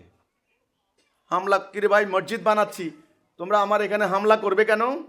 আমি বুঝলাম শান্তিপূর্ণভাবে আমার একটা মসজিদও তারা করতে দেবে না, কারণ এই মসজিদ হয়ে গেলে খেলাফতের চর্চা শুরু হয়ে যাবে। এই মসজিদ হয়ে গেলে ধর্ম ব্যবসার পথ বন্ধ হয়ে যাওয়ার নমুনা মানুষ দেখবে। তা আমি সমাবেশ শেষ করে আমি চলে আসলাম, সংঘর্ষ অ্যাভয়েড করে। মানব জাতি এখন দেখবে তোমরা ইসলামের কথা বলো, কতটুকু নিজেদেরকে ইসলাম ধারণ করলে। আমাকে কিভাবে দেখে শোনো। প্রায় 1000-এর উপর মুসল্লি আমার সামনেও বসা ছিলেন, পিছনেও বিভিন্নভাবে। তো চলে গেলেন, সবাই চলে গেলেন। তা আমি কিছু কিছু লোককে আমি মার্ক করেছি। তো একটা জায়গা থেকে মাইক্রোবাসে করে একদল আসলেন, 12-14 জন। আমি খবর নিলাম, আচ্ছা ওই লোকটার কি মনোভাব। ও হাসতেছে, বলছে ইমাম জিজ্ঞাসা করলেন। আমাকে হ্যাঁ বলো। বললেন যে উনি তো যায়া সব ঠিক আছে, কিন্তু সমস্যা মূল আপনাদের ইমাম সাহেবের পায়ের নখ বড়। চিন্তা করেন, আমার মসজিদ দেখছে, আমাকে দেখছে, আমার কথা শুনছে, খাওয়া দাওয়া করছে, আমাদের ভাই বোনদের সব দেখছে, দেখার পরে তার খটখাটা কোন জায়গায় হলো? আমার পায়ের নখ বড়। নেবে না ঠিক আছে, কিন্তু কতটুকু তোমাদেরকে পর্যবেক্ষণ করে দেখো, খালি নজরে নজরে রাখে ইসলাম কতটুকু ধারণ করেছ। উদাহরণ দিচ্ছি, একজন আলেম পিছনে বসা ছিলেন, জুমা শেষ, খুতবা শেষ, খাওয়া দাওয়া শেষ, চলে যাচ্ছে। আমি একটু এদিকে আসেন আপনি। তো একজন পরিচয়, উনি হাফেজে কোরআন, হাফেজ, হেফজখানা শিক্ষকতা করেন, হাফেজ। আচ্ছা আমার কথা কেমন লাগলো? এনি খুব সব ঠিক আছে, সব সমস্যা নাই। আমার সাথে একটা কোলাকুলি করলেন, মুসাফা করলেন। মুসাফা করছে কিন্তু আমাকে ভালোবেসে না, আমার ওই কথাটা কানে কানে বলার জন্য। আমি মনে করছি খুব আন্তর্জাতিক কোলাকুলি করবে না, উনি আমাকে জড়াই ধরে মুখের কানের কাছে মুখ আইনা বলতেছে সব ঠিক আছে মাশাআল্লাহ, তবে আরবি উচ্চারণটা একটু ঠিক করতে হবে। আমি বললাম, রে ভাই আমি উচ্চারণে কি ভুল করলাম, আমাকে বলো না তুমি। লোকমা দেওয়ার নিয়ম তো বলো আপনার এটা ভুল হয়েছে। আমার সোনার বাংলা আমি তোমায়, তোমায় কথাটা গানের বেলায় একটা উচ্চারণ হবে, আর স্বাভাবিক বলায় কি ওরকম হবে? আমি যখন বক্তব্য দিচ্ছি তখন কি আমি একেবারে 4 আলিফ 3 আলিফ 5 আলিফ, যদি কোনো কারণে একটু বেশ ক্ষমা, এটা কি আল্লাহ ক্ষমা করবেন না? বক্তব্য দেওয়া এক জিনিস, তেলাওয়াত করা আরেক জিনিস, কাব্যের মতো পাঠ করা আরেক জিনিস। মেইন কথা তাওহীদের এই কথা যায় নাই, খেলাফতের কথা যায় নাই, কোনো কর্মসূচির কোনো কথা যায় নাই। নখ বড়, উচ্চারণের সমস্যা, এই হচ্ছে ব্যাপারটা। আল্লাহ সুবহানাহু ওয়া তাআলা এগুলি দেখেন না। আল্লাহ দেখবেন চরিত্র। আল্লাহ কি দেখবেন? চরিত্র। মেয়েদেরকে জুমার নামাজে আসতে বাধ্য করা হয়েছে। সমাবেশে, ঈদের নামাজে মেয়েরা আসবে।